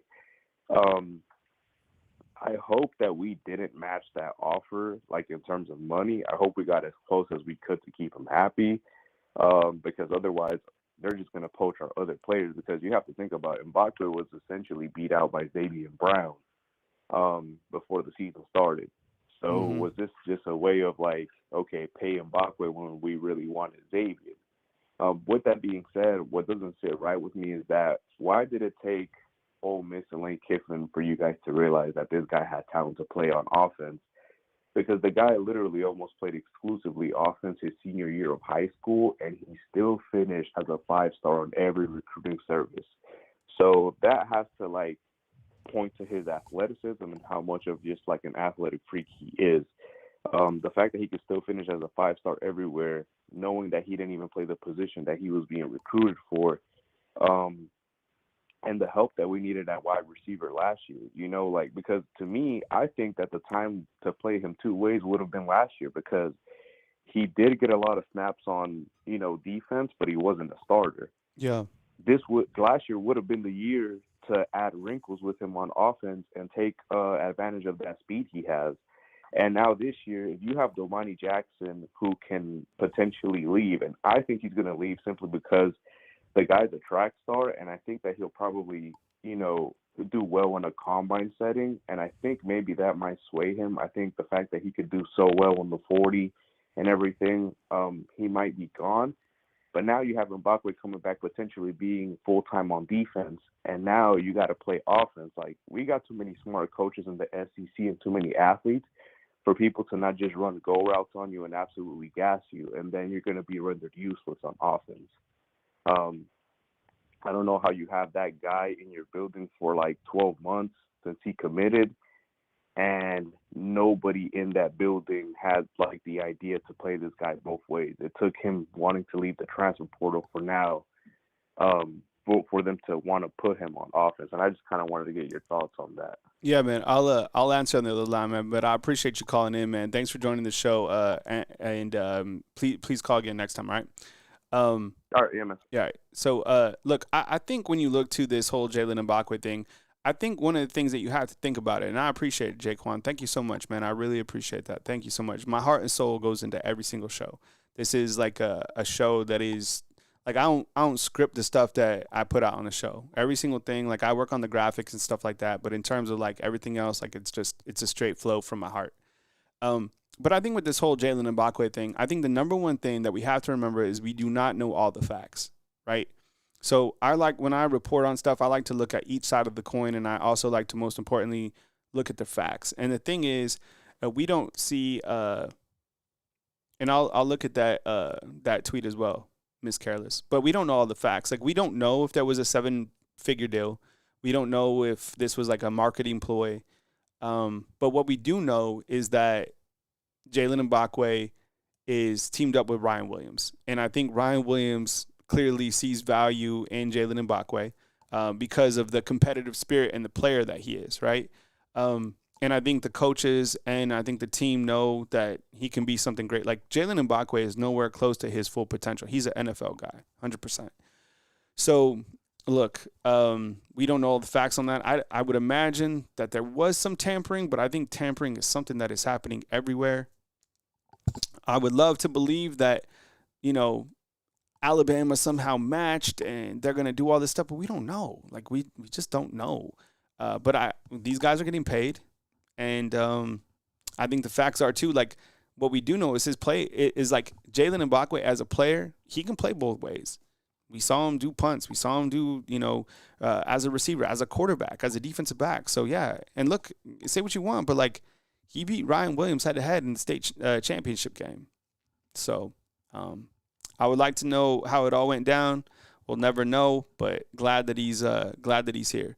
I just saw this too. Other things that are kind of popping up late on the show.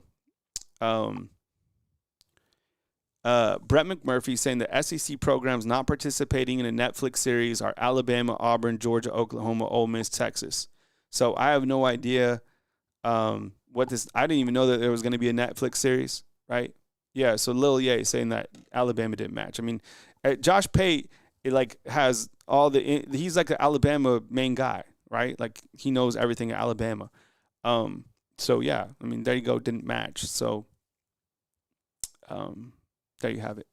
But I appreciate you guys being here. Thank you so much for rocking with me today. We've been streaming for 2 hours today. As news happens, please think about Bama Football on YouTube. Please support all the other great content creators out there, big, small, big channels like the King of College Football, Josh Pate, and everything that he has going on, individual content creators and their big platforms, small guys who are on the come up. Big organizations like On3 and like mega channels like On3 is going to become like the new ESPN. They must be printing money at this point, right? Billionaires. Same thing with like 24/7 Rivals. Please support everybody. I appreciate you guys supporting me, just an individual, just a month-to-month dude, just trying to get by. I'm about to go downstairs and make a sandwich and get ready for the rest of my work. So I appreciate you guys being here, coming to you from beautiful Tuscaloosa, Alabama. Kyle Anderson, I hope you have an amazing day. News as it happens right here on Bama Football on YouTube. Thanks for watching today, fam. I'll see you guys next time. See ya.